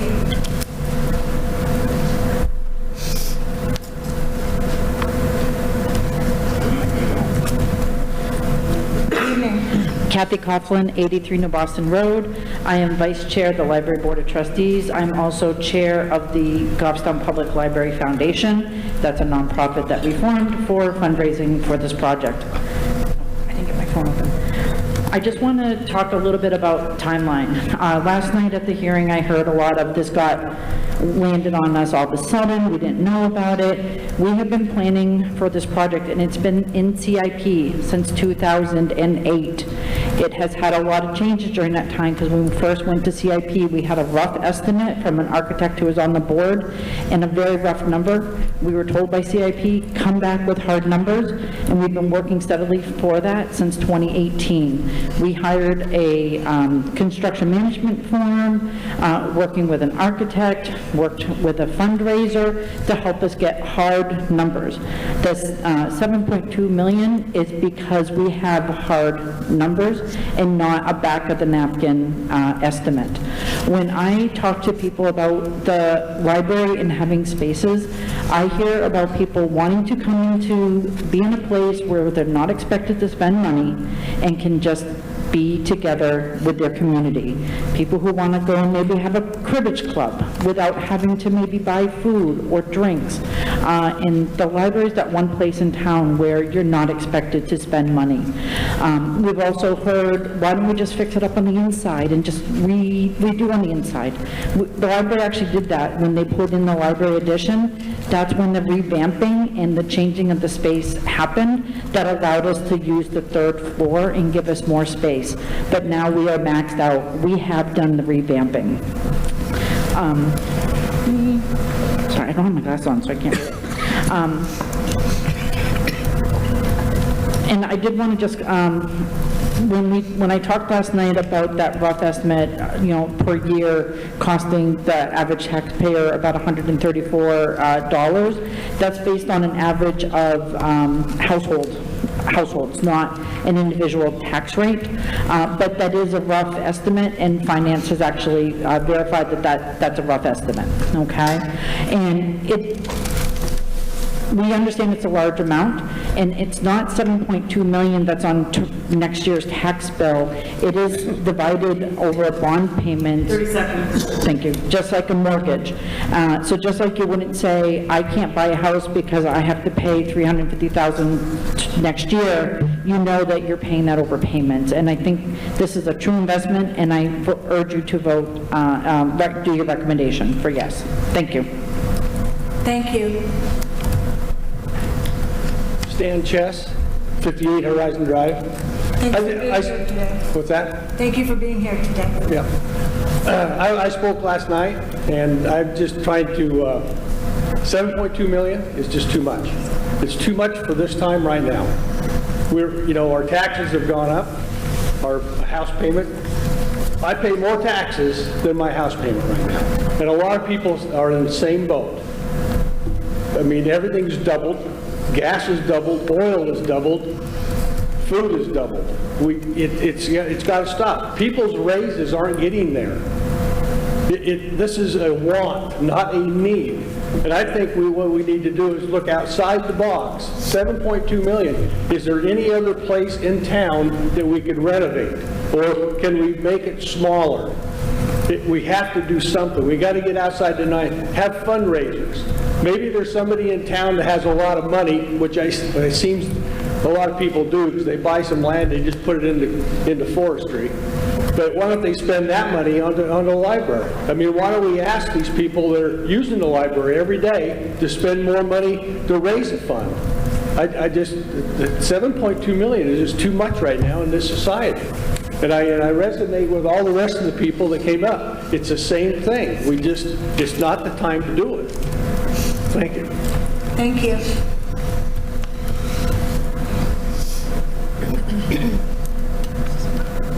Good evening. Richard Bear Freeman, 111 Terrell Hill Road. I spoke last night, and I think everybody in this room is not anti-library, by no means. We want a library, without a doubt. Diane's doing a great job. We don't want to disparage that. But as everybody said, 7.2 million is a lot. I'm in the construction field. I tried to retire 2 years, and I had to go back to work. Money is getting tight. The company I work for, we have 10 jobs on hold because you can't get materials. Regardless if we approve this or not, you're not going to get materials to build this building right away. No way. This company I work for has been doing this for many, many years, and we can't get materials to build buildings all over the New England coast. If you recommend this, you're going to cripple some people in this town, and you're going to move the middle class out of here. And who are you going to get to come back in? I strongly urge you to not recommend this to the warrant, to the ballot this year. Thank you very much for your time. Thank you.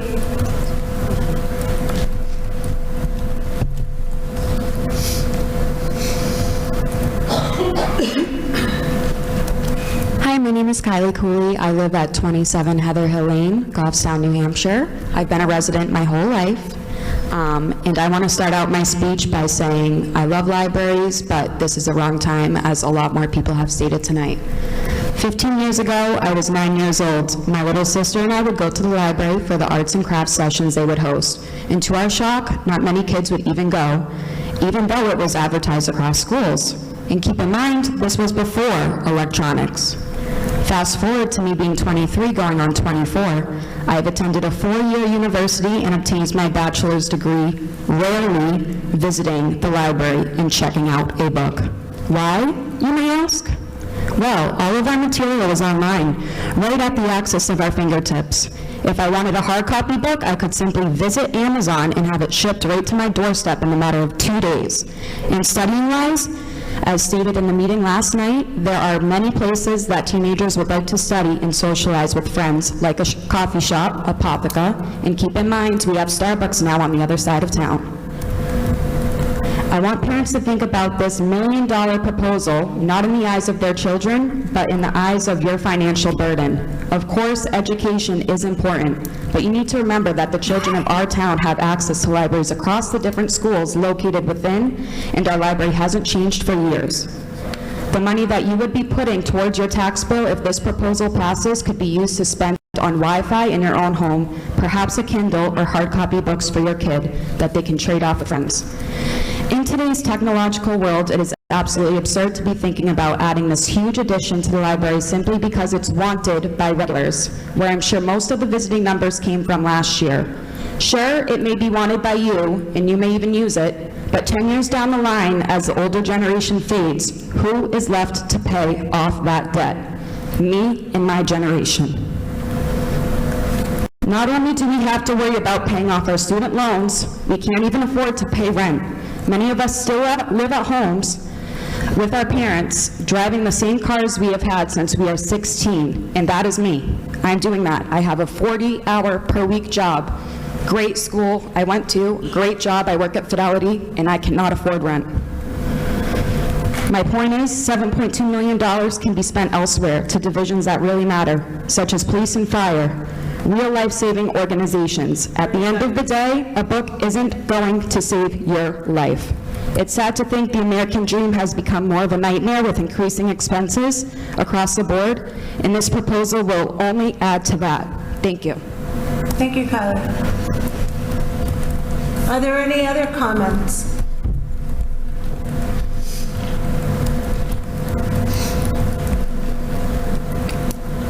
Please state your first name and last name and your address. Diane Hebert, 23 College Road. And I'm standing up to urge the Budget Committee to recommend this measure. Full disclosure, I am a trustee of the Goffstown Public Library, and I just don't have anything new really to add to the conversation. I haven't thought of some point that nobody's brought up, but I do just want to reiterate. We have not invested in the library. Communities that do invest in their libraries are healthier communities. They are vibrant. Libraries serve as a wonderful third space, not your home, not your workplace, to bring members of the community together. And I hear you can get a book on Amazon. Not everyone can afford Amazon. I hear if you want to do research, you can just go on your phone and Google it.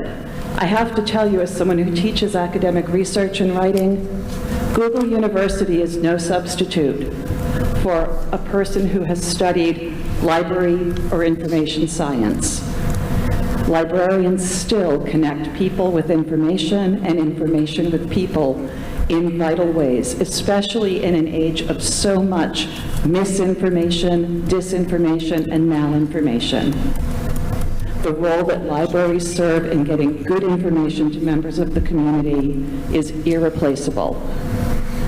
I didn't wake up on January 1st and say, gee, I hope I get to pay more taxes this year. If I had, it's probably the one resolution I would keep. But $7.2 million, as people have pointed out, is not being paid in 1 year. It is being paid over a span of years to ameliorate the impact that we're feeling at any one time. So again, I urge you to recommend this necessary addition. Thank you. Are there any other public comments? I would invite the petitioner to come back up. Thank you. I would just like to reiterate that the Library Board of Trustees has no intention of saddling our neighbors with a $7.2 million bond and washing our hands of this project. Not passing this article prevents us from applying for grants that would award us millions of dollars. As Diane said, and you've heard from others, in grant writing, community support is required for federal grants. The library is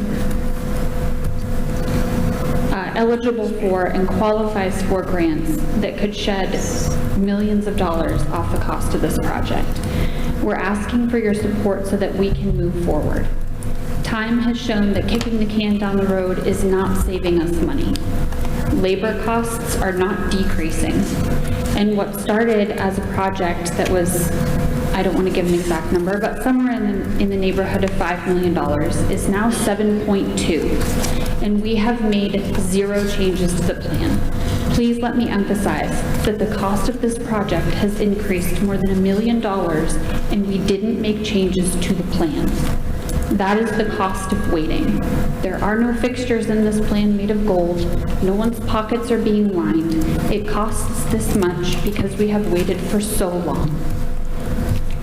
The trustees wish to move forward on this because we believe that our community deserves the kind of resources that a growing community needs. And I would ask for your support to recommend this article on the March ballot. Thank you. Thank you. At this time, we will begin to close the public session. I want to remind everyone that on Tuesday, February 7th, we will have a town deliberative session at the auditorium at Goffstown High School, I believe this auditorium, at 7 p.m. That will be your opportunity to have your voice heard, to make changes and suggest changes if necessary by how you feel. At this time, the Budget Committee will be reviewing all of these motions, and we will take a vote on them. Madam Yes. Chair, quick question. In reviewing the emails that were sent in, there are several requests to have them read. Are we going to do that? At this time, we will not be reading the emails as they've been attached to every Budget Committee member's packet, and we are held to having them for the Budget Committee, and we will make them available to the public with the meeting minutes. Madam Chair? Yes. I'd like to make a motion to read every single email into the public record. Second. A motion's been made by Joe, seconded by Frank. Is there any discussion? Yes, Madam Chair, thank you. I would just like to say that we've had some great turnout tonight, but we also had an incredible influx of emails just happen in the last 24 hours or so. Upwards of almost 50 emails received by Derek Horn as of today, with almost 90% of them opposed to the project. So in fairness, I'd like to at least entertain this, and hopefully the Budget Committee would agree to have some of our staff read this into the record. Thank you. Yes, Laura. Since this is asking for our recommendation and they will be available to the public, since they will be available to the public and they are written to us specifically as a board, I would rather not take the time to read them aloud tonight. We can discuss them since everyone will be privy to them. Fred. I want to make certain I understand the motion. If the motion is just to include the emails with the record, I have no problem with that. If it's sitting here reading each one of them, that I have a problem with. The motion was to read the emails, I believe, was to read the emails one by one. And I'd be happy to do that, Madam Chair, if you need me to. So with that said, do you want to change your, what you said you would recommend? What? The motion was... Joe made the motion, Frank I made the motion. Fred did not second. I just have a question for discussion. Sorry. So the motion was made by Joe, seconded by Frank, and Fred had asked if the motion was to read the emails one by one or to have them entered with the record. We've stated that they will be attached to the meeting minutes and will be available to the public. I just have one additional question. Yes, Samantha. Is there any, Joe, would you be willing to skip emails of people who have been here who have already spoken tonight? Yes, I've been keeping track of that, so I feel confident that we're able to do that. Okay. Yes, Stacy. This meeting was set up way in advance for a long time. It's been posted. This meeting is going to be here. I, in fact, posted many times on all sites that I'm not blocked from. This meeting was tonight, and that people could come and give a statement. People had the opportunity to come and do that. I understand that they wanted to do emails, and I think that we can reach them. I don't know that us speaking on their behalf with their tone is going to reflect Okay. correctly. Kelly's motioning to me to do something, so I'm just saying, in my opinion, I think that they had the opportunity to come and speak here. I think there's no way for us to know the inflection, how these people wrote these emails, and for us to infer that in the way we read them. I think we can look at them and take them how we want to read them, and that's what the intention was, I think, in writing an email to somebody. Knowing this meeting was planned, yesterday's meeting was planned, they could have attended both, or none, or all. Thank you, Stacey. Lauren. Thank you, Madam Chair. I would just bring up to cite the Select Board's meeting last night, where the emails that they received as a board were not read publicly, and I would like to assure the public that I personally spent a lot of time looking at the emails. I'm sure we will all read them. We wish to be sensitive to, not everyone can make these meetings. Lots of folks work during the day, and I really appreciate everyone showing up and saying, well, the folks that couldn't show up sent their emails. We have them, but it was also the precedent of the Select Board last night to not read them, and I would like to be cognizant of everyone's time. I think that we should probably discuss, as that was not also done at the Select Board meeting last night. I know that that's on our agenda, and I don't want to keep folks here exceptionally long. Thank you, Lauren. Madam Chair, so maybe it might be better to amend this. Kelly and I are currently working, or Kelly's working on looking at the emails and identifying if they're for or against. So is there a way that after we vote on the other articles, we can indicate by name the people that have, the residents of the town that are for it and the ones that are against, that have emailed Derek in the hopes that that would be part of the public record? So names only, not emails. So Joe has, I'm just going to state it again. So Joe has asked if we can amend his motion. Yeah, so so moved. I would like to amend that. Frank has to okay it.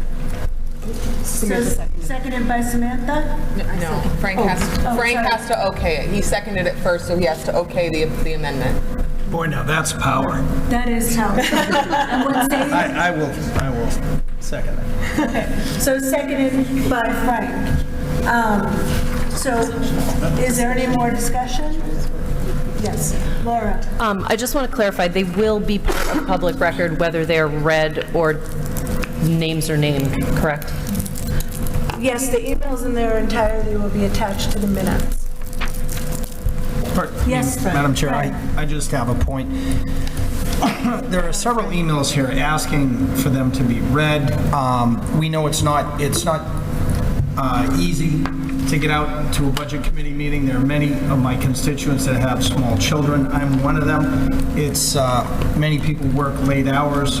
If the meeting starts at 6 p.m., I know people that work in Boston, they get out at 5 p.m. There is no chance they're going to be here. So I would just personally like to err on the side of hearing our constituents, whether that is reading them, which I would prefer. However, with the amended motion of just listing the names and yes or no, I think that would at least give us clarity as to how the community feels on this. Thank you. One moment, Stacey. So I would like to add to the discussion that The emails in their entirety will be available for the public, and the public will be able to access that online in the minutes, and they will be able to discern the number of individuals who had provided that information. Yes, Stacey. Thank you, Madam Chair. Frank, I really understand your point, and I think, I do agree. I think many of us work jobs all day and then come here and have children at home and have other things going on, and I agree with that, and I understand, but I think this, taking emails and reading them, which we haven't done in the past, is going to take away from the people that come here, and it's going to become an email. Every year we'll get emails instead of people coming and voicing the great opinions like they did tonight. So I think I prefer these valuable comments in person, and then these are still going to get into the record. Us reading them isn't going to change what's in these emails. And again, these meetings were set up well in advance. We could have gotten these emails last week or last budget meeting and had these discussions and discussed this beforehand instead of tonight. Yes, Fred. Though I appreciate the amendment, I'm still against it. I will just did a rough count. There's 2 for and 32 against. You might read one of them as 4, so you might wind up with 3 and 31 or something like that. It was a high-speed count, so I might be off 1 or 2, but it's overwhelmingly against. That's all we need to know. Can I just, what was the count, Fred? I didn't hear. My count quickly was 2 for and 32 against. But there was one in there that was supportive of the whole idea, except the numbers say that that didn't. one more time, Sloan? 2 for and 32 against. And I have 3 for and 31 against. So if we can move forward with more discussion on this, if there's more discussion. Thank you, Madam Chair. I think the emails, some of them may remain problematic as going through some of them in more clarified detail are referring to Facebook posts. Some of them do not even contain content. They are just a forwarded blank space. So I do not wish to misconstrue people's intent. There are definitely some that come out, many that come out and say, I urge recommendation or not recommendation with some excellent reasoning, but there's a lot of, I'm seeing someone's post on Facebook, so I don't wish to muddy the waters. One from the email is given, but no opinion, just a name. So I don't wish to give false information by us just going through this impressive packet. Thank you all for the discussion. Yes, Fred. Just to know, in the count, I came up with 32 and 32. She came up with 3 and 31, close enough. But I didn't count any that just had a header. I only counted the ones that had me. Okay, so you ignored those. Gotcha. Okay, thank you. So let's take a vote on the amended motion to add a count and the names. Let me, please correct me if I misstate your amendment. Was to take a count of the yeses and nos and provide the names that went with those emails. So we're voting on whether or not to take a count and state the names and the counts from the emails. So we'll start with a vote from this end, if you would, Fred. No. I'm in favor. I want us to read. Yes. Yes. Yes. Yes. Yes. No. No. No. No. No. Yes. No.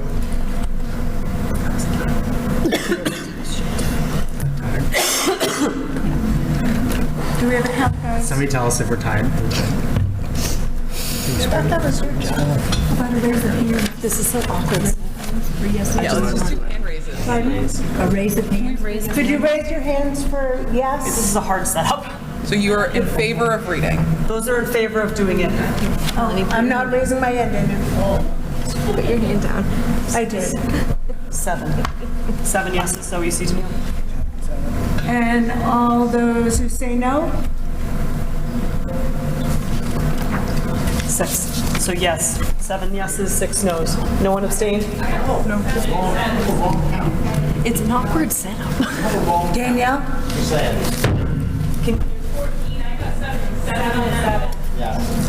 We apologize, this is not a familiar setup for us, and it's difficult from here. So If you said yes, can you raise your hand from here, please? She's a member. She's a member. What's this? 7, that's, you voted yes, correct? Yes. All those not in favor?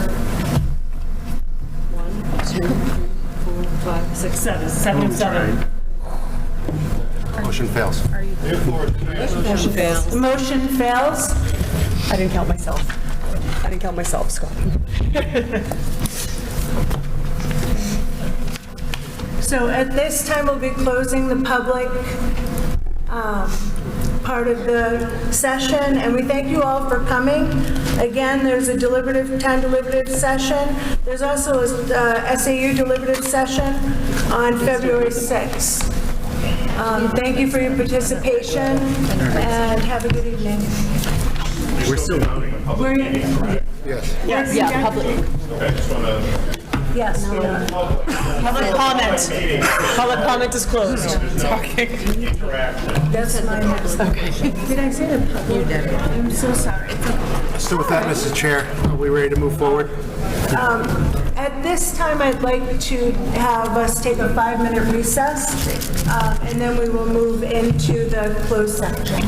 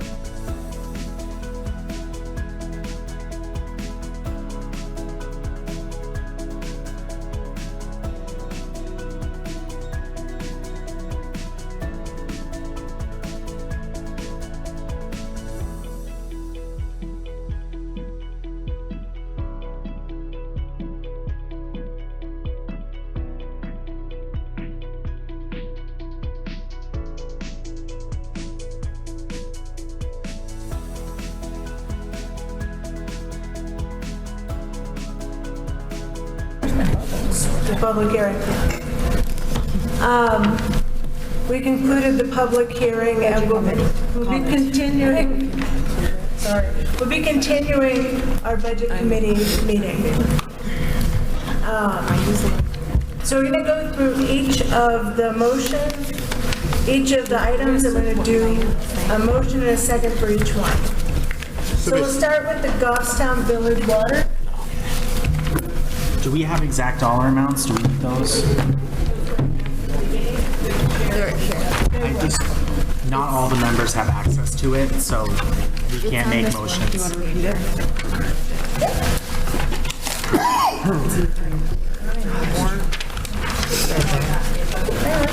Okay. It's not the I have it. enterprise total? Okay. Sorry, all right. So the Goffstown Village Water Precinct was $2,593,027. Yes, Fred? I move. I have a We motion recommend. from Fred. Do I have a second? Second. I have a second from Mr. Fletcher. I would hope they'd water it down, though. We almost made it the whole year. Okay. So is there any discussion? Yes, Lauren. What's the motion?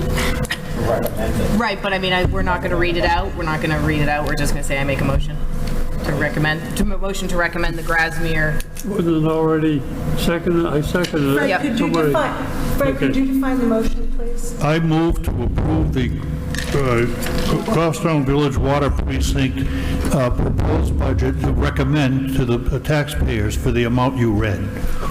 And that amount again was $2,593,027. Thank you. I don't have it in front of me. Second from Mr. Fletcher. Any discussion?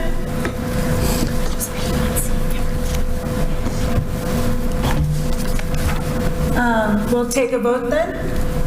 And the motion is to recommend. So all in favor, say aye. Aye. Sorry. We need a By a show of hands, please, if you're in favor. Yes. Motion passes. Unanimous? The motion passes. The next one is for the Grasmere Village Water Precinct. And one moment, I'll get the amount. It is in the amount of $400,717. I'm looking for a motion. I'll make a motion that we accept the Grasmere Water Precinct budget in the amount of what? $400,717. In dollars, yeah. So motion by Mr. Fletcher, I'll second. Laura Stevens. seconded by Laura. Any discussion?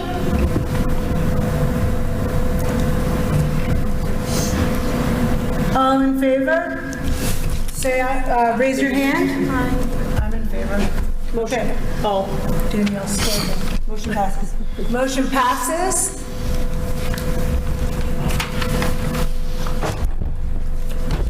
Move on to the next one. The next one is for the school budget. Mr. Chair, I got this if you want. I'll make a motion to Thank you, recommend sir. the Goffstown School District operating budget in the amount of $52,512,180. I have a motion to approve the budget. Motion to recommend. A motion to recommend the budget I'll second. One of the by Laura. Jared, seconded by Laura. No, Lauren. Or Laura. I'm done. Yeah. Lauren. Seconded by Lauren. All in favor? No discussion. Oh, sorry, discussion? No discussion? All in favor, raise your hand. That's all. Motion passes. Motion passes. Mr. Chair, I move to recommend the Goffstown Educational Support Staffing Contract in the amount of $1,371,762, with $344,219 to be added to the operating budget for fiscal year 23-24. We have a motion to recommend the support staff budget. Do we have a second? Second. So motion by Jared, seconded by Joe. Any discussion? Seeing none, we'll take a vote. All in favor, raise your hand. That's all. Motion passes. Motion passes. Thank you. Mr. Chair, I move to recommend the capital reserve fund for the Goffstown School District in the amount of $250,000. We have a motion to recommend the capital reserve fund for the school in the amount of $250,000. Do we have a second? I'll second. Seconded by Laura. Any discussion? Yes, Joe. Thank you, Madam Chair. It should be no surprise I vote against this every year. I would actually want to thank the school board for listening to the recommendations of the Budget Committee at our last meeting where they brought that special warrant article down from $300,000 to $250,000. I still think it's too much. It's not needed. I'm voting no. Thank you. Thank you, Joe. Fred? It's not, I don't think it's necessarily too much.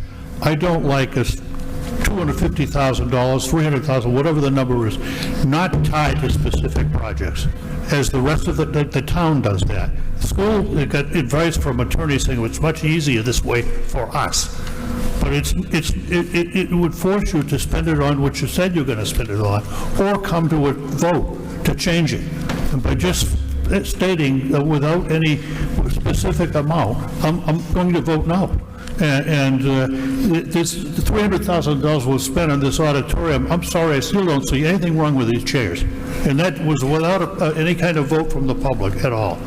So I'm voting it against it as well for that reason. Okay, thank you, Fred. Is there any other discussion? That means yes. Yes. Yes, I have a discussion. It was very slow. I thought you were pointing. No, to no. her. One is comment, two is question. Thank you, sir. Thank you, Ms. Chair. So I appreciate the board recognizing that this is money that's needed.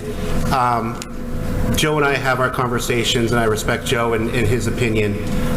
Mr. Platt, I also respect, and we'll get some feedback. The reason why the school board doesn't go with individual warrant articles is because that is really the guidelines that we've given from our business administration at the state level. And the reason for this is we recognize when town votes say no, no means no. So even if it is a maintenance item, if there's an emergency item, if we say that we need $100-something thousand for a transformer in order to keep our school up, if the legislative body says no, we are not allowed to use any money for that until there is an actual failure and kids would be out of the school system, until we can get it replaced. And that would also mean with the included lead times for us to be able to place the orders. We've really developed the CRF in combination of the last 4 years, and I think that the school board has done a lot of good faith efforts to say, we're only going to work on those emergency items that come up or those CIP items that are approved by a completely different board, not necessarily tied to the school board system, though we do have one representative on that board, as the Budget Committee does. So I would just reinforce that this is money that is needed for our maintenance items, and it's only because there are some emergencies that come up that we have to sequence these items.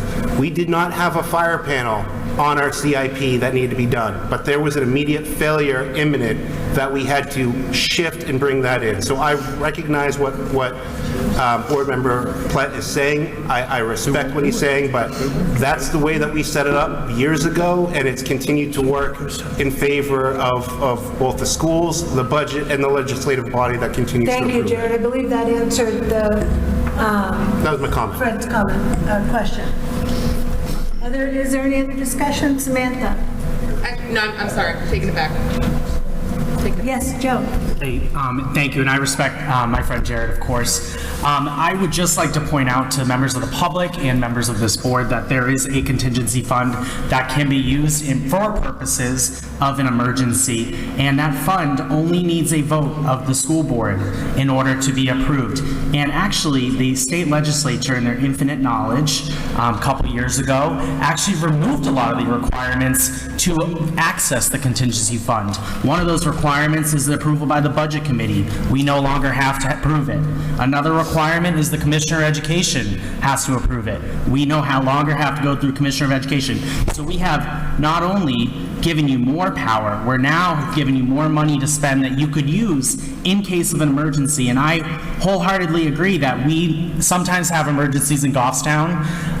To use the Capital Reserve Fund as an emergency is kind of a half argument because we already have funding available that the RSA has already granted. So I'm voting no. I think there's plenty of other money to access. Thank you. Is there any other discussion? Lauren?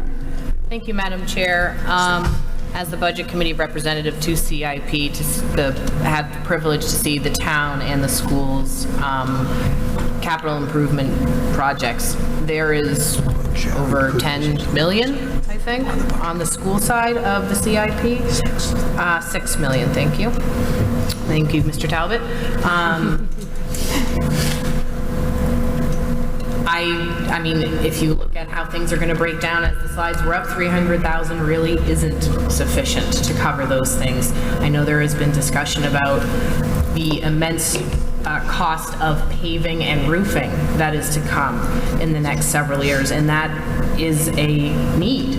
And that is something that if we do go through the emergency expenditure process, if we have a roof fail in a catastrophic way in an area in school, it is still a process. It's a quick process, but it is much better to be proactive than reactive. It's going to be more expensive in the long run to be reactive rather than to plan for these things. So I'll be voting yes for the 250,000 CRF. I know it's a lot, but our school budget is a lot, and these are our public buildings.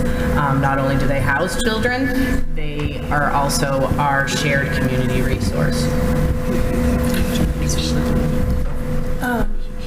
Madam Chair, I do want to say respectfully, he can't speak at this meeting, it's just members. That's not true. It's a regular budget committee meeting, and you have allowed me to speak at all of your budget committee meetings as a district business administrator. So I would respectfully disagree. I do have a right if the board chair acknowledges that.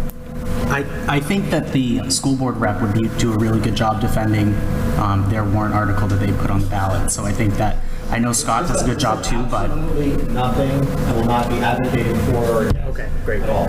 So just so you know. Based upon your last meeting, in which there were questions about the CRF, I prepared a document for you, which you have before you. Some of you who came early, I was able to explain that, but not for all of you. So all I wanted to let you know is before you have a document. There were questions about the history of the Capital Reserve Fund and whether or not, I think it was Mr. Fletcher who stated that it was his belief that it was $200,000 and that was going to continue. I wanted to provide all of those minutes for budget committee meetings, school board meetings, et cetera, to show that that was not the case. The board, the budget committee also asked, how was the money been allocated since its inception? You have that. You also have a memo that I sent to the school board, which delineates how much money is projected in CIP, and also what are the possible projects which you saw on the slide. So I wanted to let you know that I did hear you loud and clear, Dick and others, and I wanted to provide you with that background information. I'm not advocating for or against your vote. I just wanted to give you that information. Thank you, Scott. Thank you, Scott. I appreciate the additional information and for letting people know where they could find that. And Jared. Thank you, Ms. Chair. In the response to the contingency fund, Mr. Alexander is absolutely correct that we do have a contingency fund that we're able to have money associated towards. From a policy perspective at the school board, we would not execute anything from the contingency fund unless if a risk became an issue. So when we talk about risk mitigation, that's what we use our CRF, that's what we use our CIP for. But when we talk about actual emergencies, those risks have now turned into issues that require action. Just like when we had asbestos tiles within our school system, that required an immediate action that required us to use not only our CRF, but also our contingency fund. So from a policy perspective, the school board only looks at using its contingency fund when an issue has occurred. Thank you, Jared. Yes. Can I ask you a question? Can the funds that Joe is talking about be accessed for risk, so we see a failing roof, we can access those funds, or can it only be taken from the funds that you're referring to? No, if a roof actual failed. Not actual fails, we're recognizing that it needs to be replaced, and we don't. So if we know that it's starting to fail, that starting to fail means it's an issue versus. We can only access the funds you're referring to, not Joe's funds. No, if it's starting to fail, we could take a vote. We would, of course, have a public hearing to execute contingency, the emergency fund. Let's just call it the emergency fund of money. Versus the CRF says, we know that the life cycle of our roof is going to be depleted within the next X number of years. That's why it's on CIP to actually be executed against. That's a CRF. Okay, I understand that. Thank you. Thank you, Jared. Is there any other discussion? Hearing none, we'll take a vote on the proposed CRF deposit.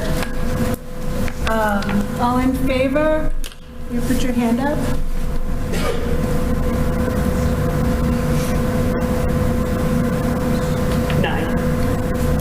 All opposed? 5. That's 14, no abstaining. The motion passes.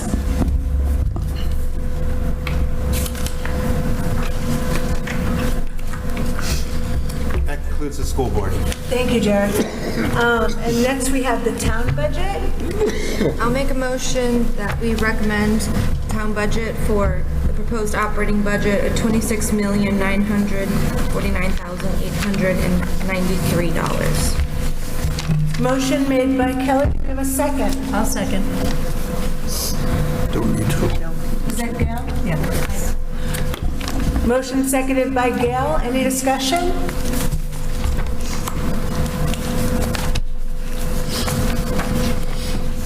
Seeing none, we'll take a vote. If you raised your hand for aye or recommend.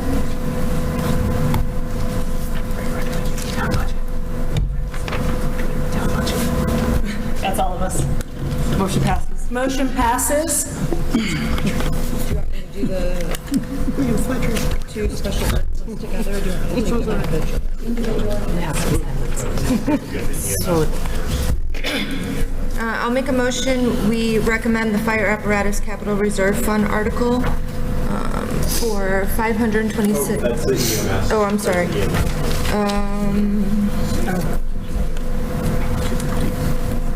$250,000. I'll second that. Motion made by Kelly, seconded by Joe. Motion was that? Fire apparatus. The CRF. Seconded by Joe. Seconded by Joe. Any discussion? Oh, it's not on here. Seeing none, we'll take a vote. All in favor recommend? That's all of us. Motion passes. Motion passes. Madam Chair, I'll make a motion that we recommend the EMS appropriation article for the amount of $526,576. Second. A motion's been made by Kelly to recommend the EMS Special Revenue Fund, and seconded by Frank. Yep. Any discussion? Seeing none, we'll take a vote. All in favor of recommending? That's all of us. Motion passes. Motion passes. Madam Chair, I'd like to make a motion to support the $20,000 warrant article put on the ballot by the Select Board in favor of Crispin House Coalition of Youth. Seconded. Hang on, guys. I have a motion from Joe to support the Crispin House $20,000 request, and seconded by Jared. Any discussion? Yes, Frank? Yes, Madam Chair, I'll be voting no on this, purely out of principle that I don't think that it's the place of town governments to pick where charity should be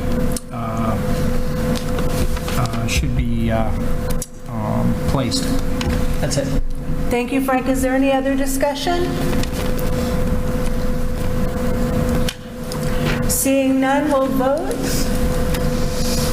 So, all in favor of recommending?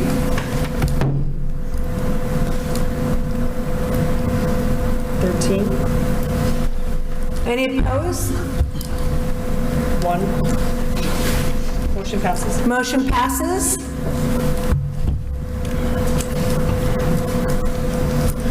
Okay, hang on, guys, this is a big one. I'm going to give myself a page. Madam Chair, Yes, Fred? I would like to make, I believe in positive motions. I'll be voting against my own motion, but I'll make a motion to recommend the town petition article for the library bond in the amount of whatever it was, 7.3. Fred. But I'm making the motion for, but I'll vote against it. Okay. Okay, I have a motion from Fred to recommend the library bond in the amount of 7.2 million. Do I have a second? Second. Who said that? Samantha. It echoes in here. Seconded by Samantha. Any discussion? Yes, Joe. Thank you. I have a couple things to say. So first of all, there's been a ton of feedback about this, and specifically in the past 24 hours. Amazing the amount of people in town that have reached out. So I want to thank everybody that's online, listening, watching, people that showed up today. It's really important to get involved in local government because all government, I feel like great government is local government. So in this situation, we have an opportunity here as a town to decide if we want to approve $7.2 million over a specific time frame, a few years. I don't know exactly how much is it. 10 years? You don't know yet, so we don't even know how long. Because we didn't have a couple members of the public that we weren't able to read the emails, I want to read just a couple emails. I'm not going to read all the emails. Is everyone okay? We're okay. Hold on. All right. So I just want to read an email from Lori Minihane at 4058 East Dunbarton Road. Yep, Minihane. Dear Derek, I'm a strong proponent of public libraries, reading, expanding one's learning opportunities. However, right now is not the right time to put forth the $7.2 million warrant article for a library, or anything else for that matter. To continue to add financial burden on Goffstown's taxpayers is unconscionable. At a time where gas, heating oil, propane, electricity, and food are putting enough strain and worry on our families, every measure should be considered to maintain the status quo for everything possible. Families cannot tighten their belts any further, and we are at a breaking point. Please do not forward the $7.2 million warrant article for Goffstown Public Library. Now is not the time. I think Lori really made a good point here because she said that it's not that we're against the library at all. I think there were some valid points brought up in the public hearing, and I would actually encourage Diane and the library trustees to listen to this. Let's come forward with another warrant article that is far less than $7.2 million that addresses concerns such as the handicap issue in the library. I understand it's an issue. Let's deal with it. Let's come forward with an issue that helps address bathrooms. I mean, it really is crazy how there's only one bathroom for that many people and employees. But at the end of the day, I hear that, we need a new library because we're not going to be able to attract a new good library director. I totally reject that premise. We have an amazing library director with the library we have right now. And I heard another thing that we won't be able to, the library director has insufficient tools to do her job. Yet, she was Librarian of the Year last year. Very interesting. So this is another example of how Goffstown does great with the small amount of, does great with little amount possible. And I think that's what makes our town great. That's what makes the culture of our town great. We support each other. We're a strong community. And I don't think right now we need the library. So I'm voting no, not for the reason of I don't support new things for the library. I want to support the library. But right now, the $7.2 million is too much, and it's not good for us, our town right now. What?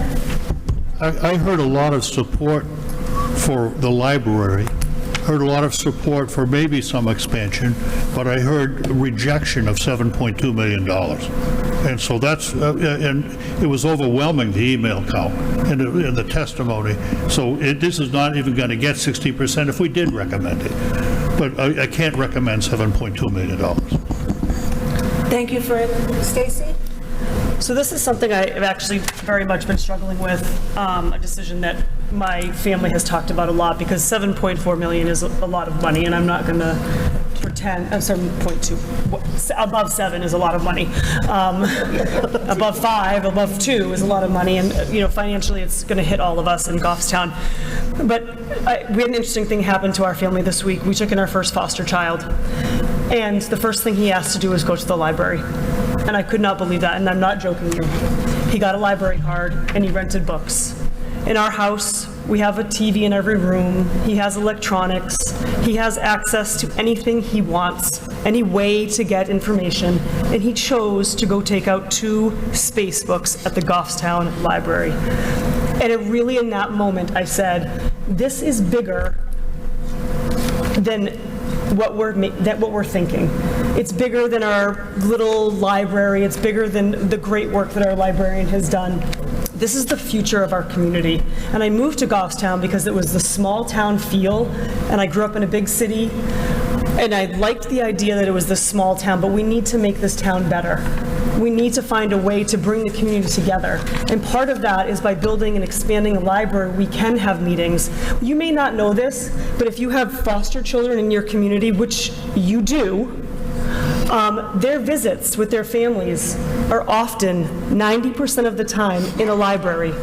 Their meetings with their caseworkers, their studying is in a library, not at your schools, not in the homes, they're in a library. That's the community. Think of the things that we can put in the library, the opportunities we can give the kids in our community, the programs we can offer, the people we can come have speak, the meetings that we can hold together, the amazing things. I talked about doing a triathlon group in this town. We could hold it there. Yes, is there the little small rec building, which they're also talking about fixing? Yes, but this is one way that we can invest in the community long term. And I was, until I was driving here, struggling with whether I was going to say yes or no to this decision.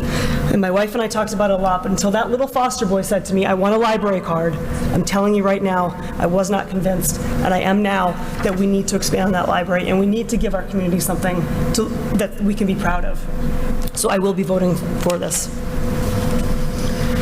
Is there any other discussion? Yes, Mr. Fletcher. Thank you, Madam Chair. I'm not going to vote for it, and I have a reason. That I think that $7,200,000 is a Taj Mahal. I think that you could build something at the library under half of that and meet the needs of Goffstown. The other reason I don't think I would vote for it is because I haven't seen a plan. I haven't seen what it's going to cost after it's built. How much is it going to cost to heat it? How much is it going to cost to staff it? How much is it going to cost to put electricity in it and pay the bill? And every year that goes up, like it's happening now. Whether it will continue, I don't know. But that's another expense that I don't know what it's going to cost me. If somebody said to me, it's going to cost you $10,000, I might go along with it. But the $10,000, nobody seems to know. Nobody seems to say anything.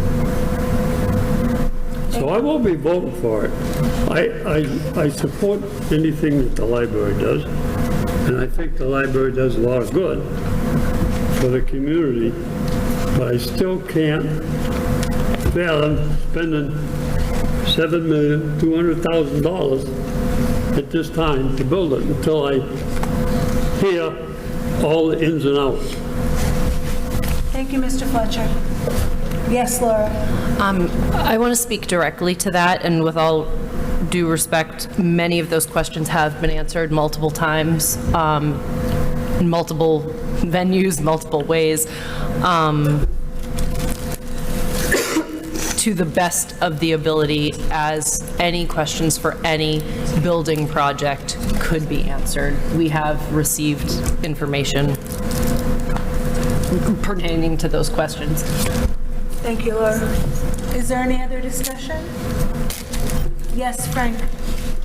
Thank you, Madam Chair. I would just say listen to your neighbors. it's obvious, I mean, I like just about everybody tonight. I love the library. Diane does a great job. I've used the library virtually my entire life. Listen to your neighbors. The price of fuel, electricity. When you look at the cost of this, it's not just $7.2 million. What's the bond interest? If the bond is, 7%, that's $500,000 a year in bond interest. The additional heat, utilities. Now, I know I've heard this building is designed for no more staff.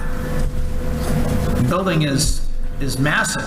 I have a hard time believing there's going to be no additional staff. Even if that is the projection, and I'm willing to take them at their word on that, I find that tough to accomplish. So listen to your neighbors. Anybody have a neighbor who's worried about fuel prices? I've got a bunch. How about electricity? How about food? How about building materials? Who was the construction person who spoke today? What's the price of a 2x4? What was it? That's the real question.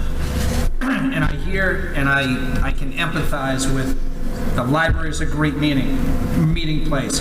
And the young person you talked about who wanted to go there. My daughter loves the library. She's 4 years old. She loves it. You know? She walked in and the staff was great.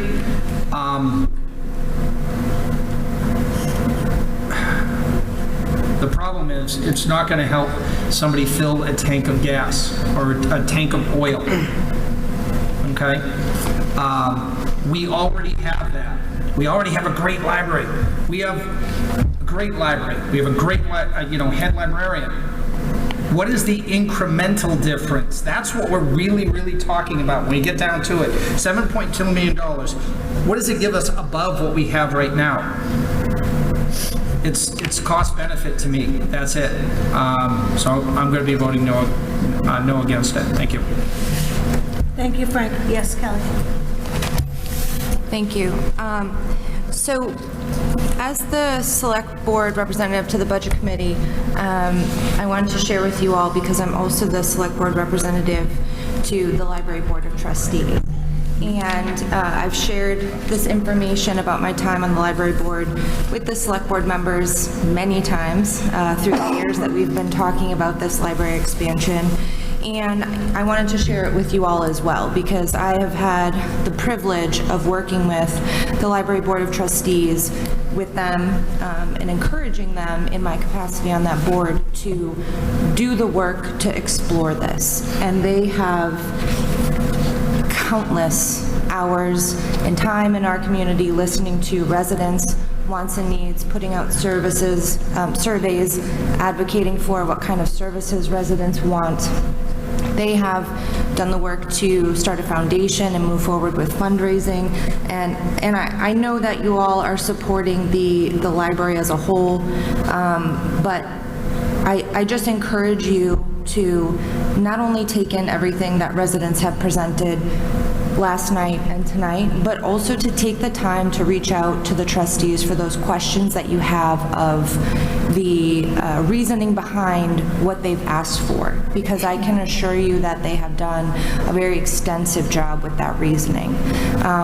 That being said, as a select board member, right, that's something just you as budget committee members have to figure out how you're going to rationalize that. And I don't think that anybody is, I think people are having a hard time with that, of feeling supportive of the library, but also wanting to, vote in a way that makes sense for them and your responsibility as budget committee members. So I just want to say that I know everyone has strong feelings about the amount, and I think that knowing that this will be up to the voters in March to put their name on it, this will be, when it goes on the ballot, that it will give us a better understanding of that feedback directly. So I just want to share that with you all, that they've truly really done the work, and the select board has heard that from them and understands that, and I think that this will be an ongoing process with them. So just take that into consideration.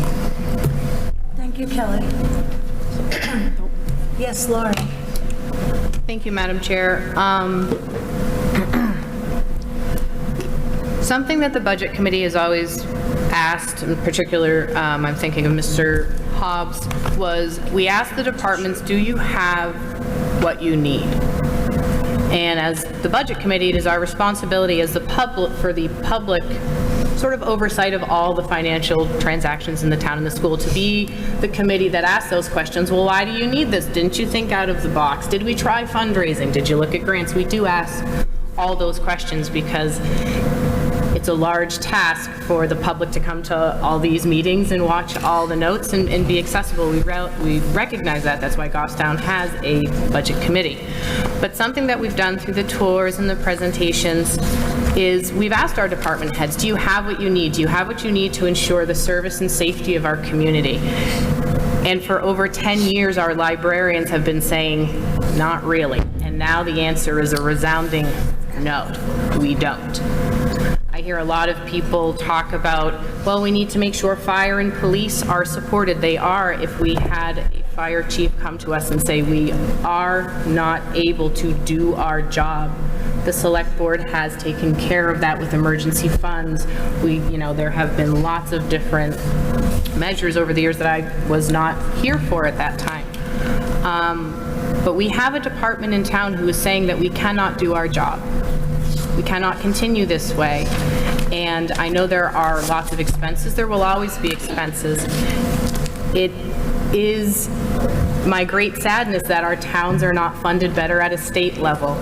I feel awful that we are constantly asking the taxpayers that it affects our local property taxes.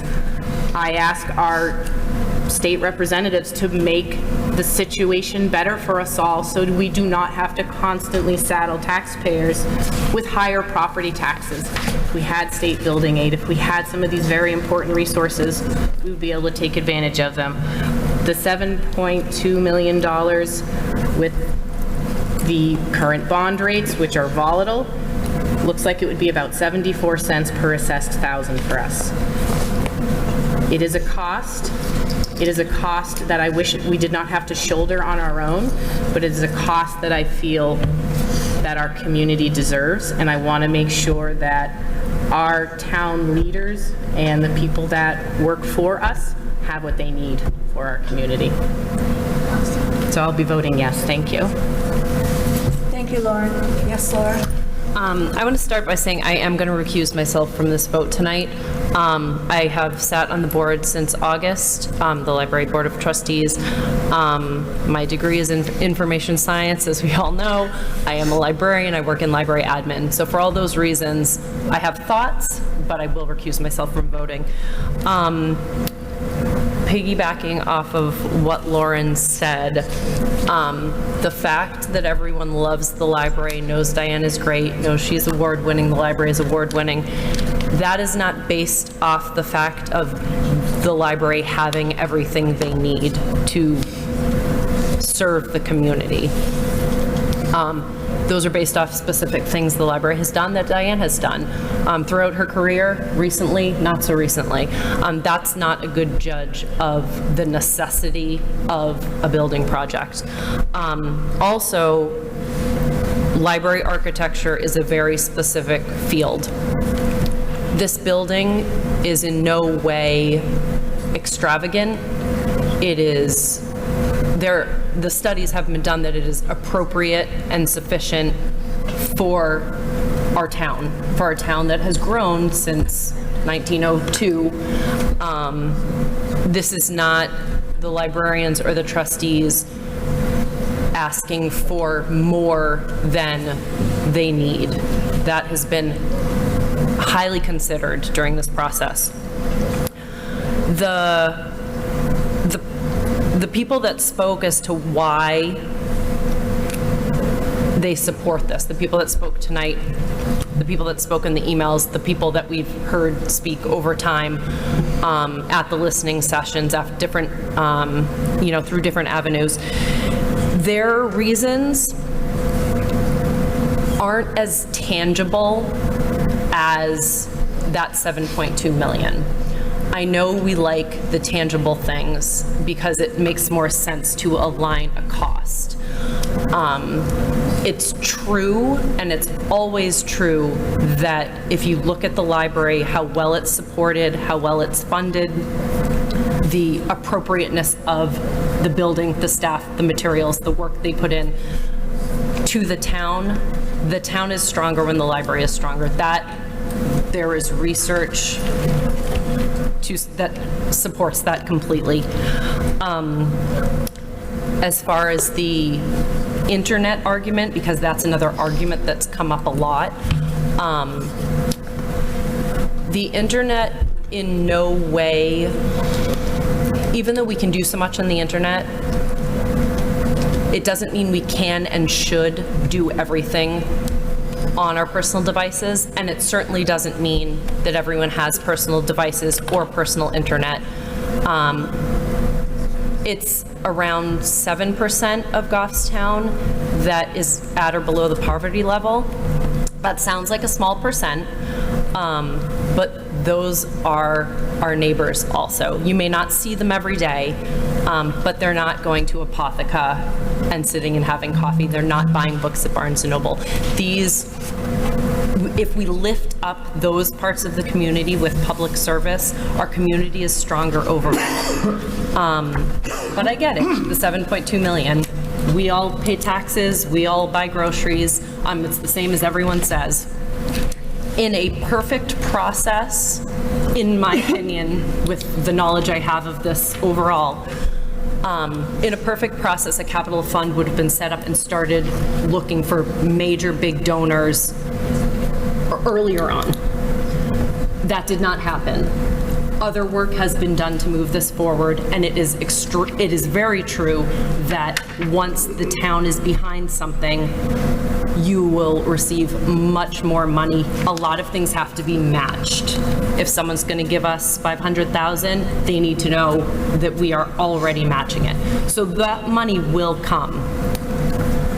I personally wish that it had started earlier with the other types of fundraising, finding donors, those promises, those big sort of price tag that we can bring it down, but it didn't. So we're where we are today. The price is not going to decrease. It's only going to increase, and that is unfortunate. It is what it is. It's the cost of materials. It's the cost of building a building.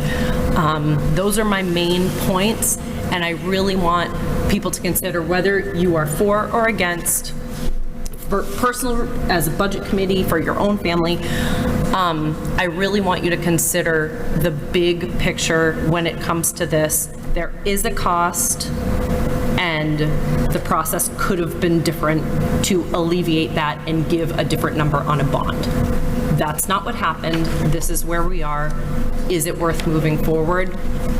Think of it in that light, please. Thank you. Is there any other discussion? Yes, Mr. Fletcher. I would like somebody to tell me what the cost in the raising of your tax rate would be if this was approved. I think Lauren. It's right there.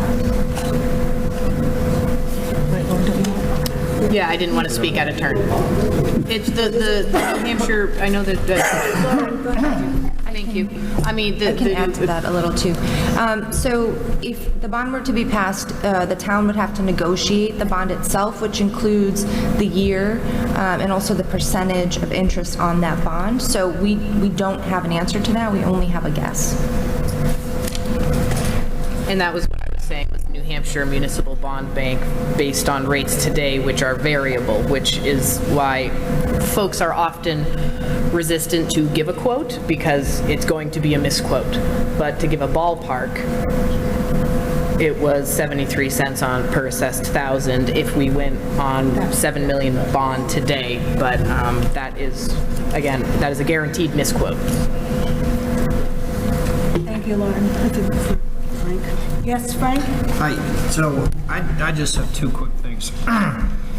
If we don't know exactly what the tax impact is to residents, we can just take $7.2 million, multiply it by 7.4%, and that leaves interest of $532,800. interest of $532,000. I guess something more in my strike zone is something more grassroots. We keep hearing it. Let's raise donations, maybe grants, corporate sponsors. If somebody knows of an architect who would volunteer, somebody knows some people who are construction workers who could fix the toilet door. It's held together by duct tape right now, right? Let's find someone. Let's ask someone. A phone bank for calling for donations. Call me, Diane. I'm there. I am not committed to fundraising. Okay. I won't get a call from you, but I spiritually hear you calling. So I would just say, I would like to see a more grassroots effort than let's write a big fat check and pay $500 and some odd thousand every year in interest. Grassroots, pull together. I think that could pull the community together as well, whether you're for writing a check or not. So that's it. Stacy. I mean, I don't disagree with you, and I really wish that could happen, but this has been in the works for years, and no donor has come forward. No one has put up big signs with a blowing up thermometer to raise money. This isn't just picked up this year. They decided to, this has been going on for years, and no one's taken off on this. So I think it's a great idea. It's just that no one's done that, and now we're at a point where the price keeps going up. And again, they're asking us to invest in our community. And I get it, as a budget committee, we have to look at the money. I agree with that. But I also think 5 years ago, this was at $5 million. Now we're up to $7 million. If we keep waiting, it's going to go up. And then at what point are we in a pickle, which we already are at? And I think there are multiple people tonight, and I wanted to mention it earlier, that if we do expand on this, then we are going to get more grants and more funding from the state level. And hopefully our legislators that are sitting in this room, because there are 3 of them, can start advocating for that more, to get us more funding at the community level, because we haven't gotten that. But this library expansion is part of getting that funding. So I think that we can look at it from the opposite view as well. Of, okay, let's not tap into our resource community that hasn't come forward yet. How about we do this, invest in our community, show our community we believe in them, and then ask our legislators, who we voted in, to start pushing the state to start getting us grant money for our community, rather than us always begging our taxpayers to help support our own community. We have legislators in this building that should be doing that for us. So it goes both ways. Fred, Frank, whatever one F you are. Yeah, Yes, I'm Fred. here. I just, quick retort. And I agree with Steve. Oh, I'm sorry. I'd like to call the question. Second. Call the question. Yeah. The vote was to recommend. Call the question. Can we do it? Just to call the vote. Wants to call the vote. And then And the vote was to. Is it to end debate on the motion? Yes. You take a vote on call the question, end debate, however you chose to put it, and if that passes, we go immediately to the vote on the... And Samantha seconded? Yeah, I seconded it. Thank you. Because I'm ready to vote. So a motion by Fred and seconded by Samantha. So we'll call a vote on the motion to recommend. No, we call It's end debate. Sorry, apologize, Fred. So we're calling a vote to end debate. All in favor? 13. All opposed? Sorry. Oh, so I can't vote on this either? No, Scott. No, I didn't recuse from this. Scott, not on this. Not on this. I lose everything. I'm good. And then say all those abstaining. All those abstaining? But not on this. So did you Not to call the vote. I voted no on that. Okay, thank you. I can vote no too. Yep. Okay. So 13-1-0, motion passes to end discussion. Then, Madam Chair, we call the question on, we go now to the vote on the bond issue. We understand. Thank you, Fred. So at this time, I'll be taking a vote on Madam Chair. recommending. Madam Chair, if I could just, Yes, Joe. could I just request, given the public interest in this vote, that we have a recorded vote on this, please? Yes. Thank you. Yes. No, that's not our procedure. We have to. It's fun to try to come up with a tally mark to figure out who's for and against it, but it's not our procedure to do that. And the fact that it's contentious makes it even less important to do it, frankly. I think the public has an interest in who votes in favor and who opposes it. So I'd just like the public to know. That's all. All for transparency purposes, that's it. And we typically don't do it, but I think in this situation it's very important. So. They can watch the video. All right. Okay, so we will not be doing, sorry, I forgot. We'll not be doing a roll call vote. So, so I'll be taking a vote on recommending the library's The motion, the original motion was to recommend the warrant article submitted by petition for library expansion to the tune of $7.2 million to be bonded over some unspecified time. I'm not certain it was stated exactly like that, but, so I will be taking a vote on recommending the petition for $7.2 million for the library to go to the deliberative session. All in favor?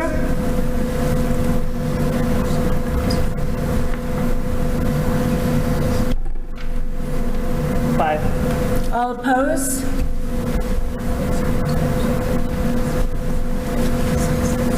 Seven. Any abstaining? Me. Two. Yep. Five recommend, seven not recommend, two abstentions. Madam Chair, I make a motion to not recommend the petition warrant article for the library. We need a positive motion. We need a positive motion. The motion is to not recommend. Okay. Thank you, Joe. Second. So I have a motion from Joe to not recommend the petition and seconded by Frank. Any discussion? Seeing none, by a show of hands, I'm trying not to raise my hand when I don't have to. Yet. I know. Stacy's going to sit on my hands, guys. So not to recommend the library's petition. Was that clear enough, guys? There's someone missing. Should be 752. 37. Seven. And to recommend? Oh, we're against it, sorry. Against, all those against the motion to recommend? To not recommend.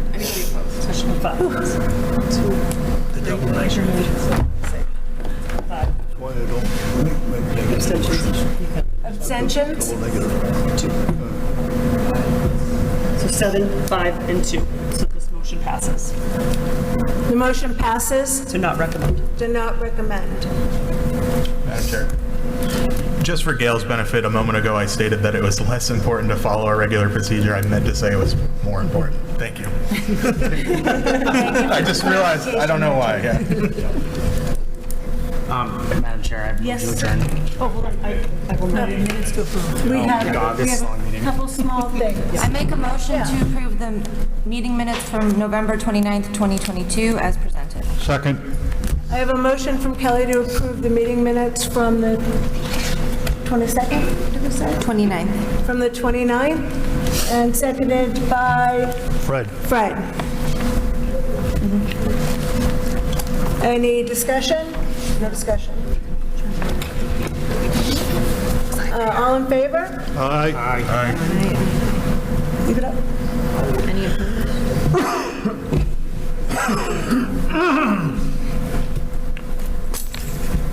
12. Fancy close mine now. Any opposed? Anybody abstaining? Yeah, I don't think As I was not present.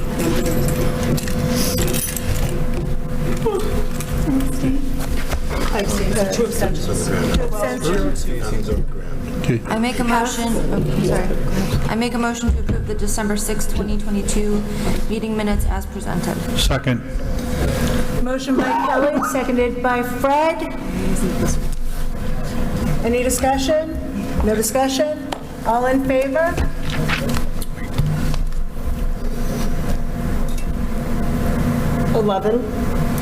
Any opposed?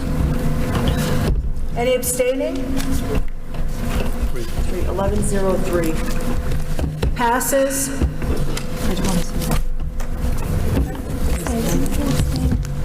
Three abstentions. Me, Lauren, and Jared.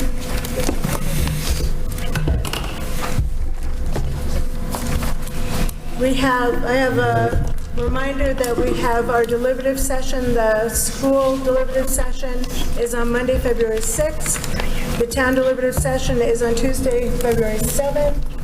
And you have Yeah, I just want to say, I've really enjoyed this budget committee this year. This has been a really great group of people, so I know that we're coming towards the end of this, but I think the discussions that we've had with this group of people have been so good, and such a diverse group. So I just want to take that quick moment to say I thank you all for being part of this again, and for those of you that are new, we really enjoyed you on this committee this year, so I think I just want to say that, and even though this was kind of a hot meeting tonight, it's so good to see people so invested in their community, so thank you.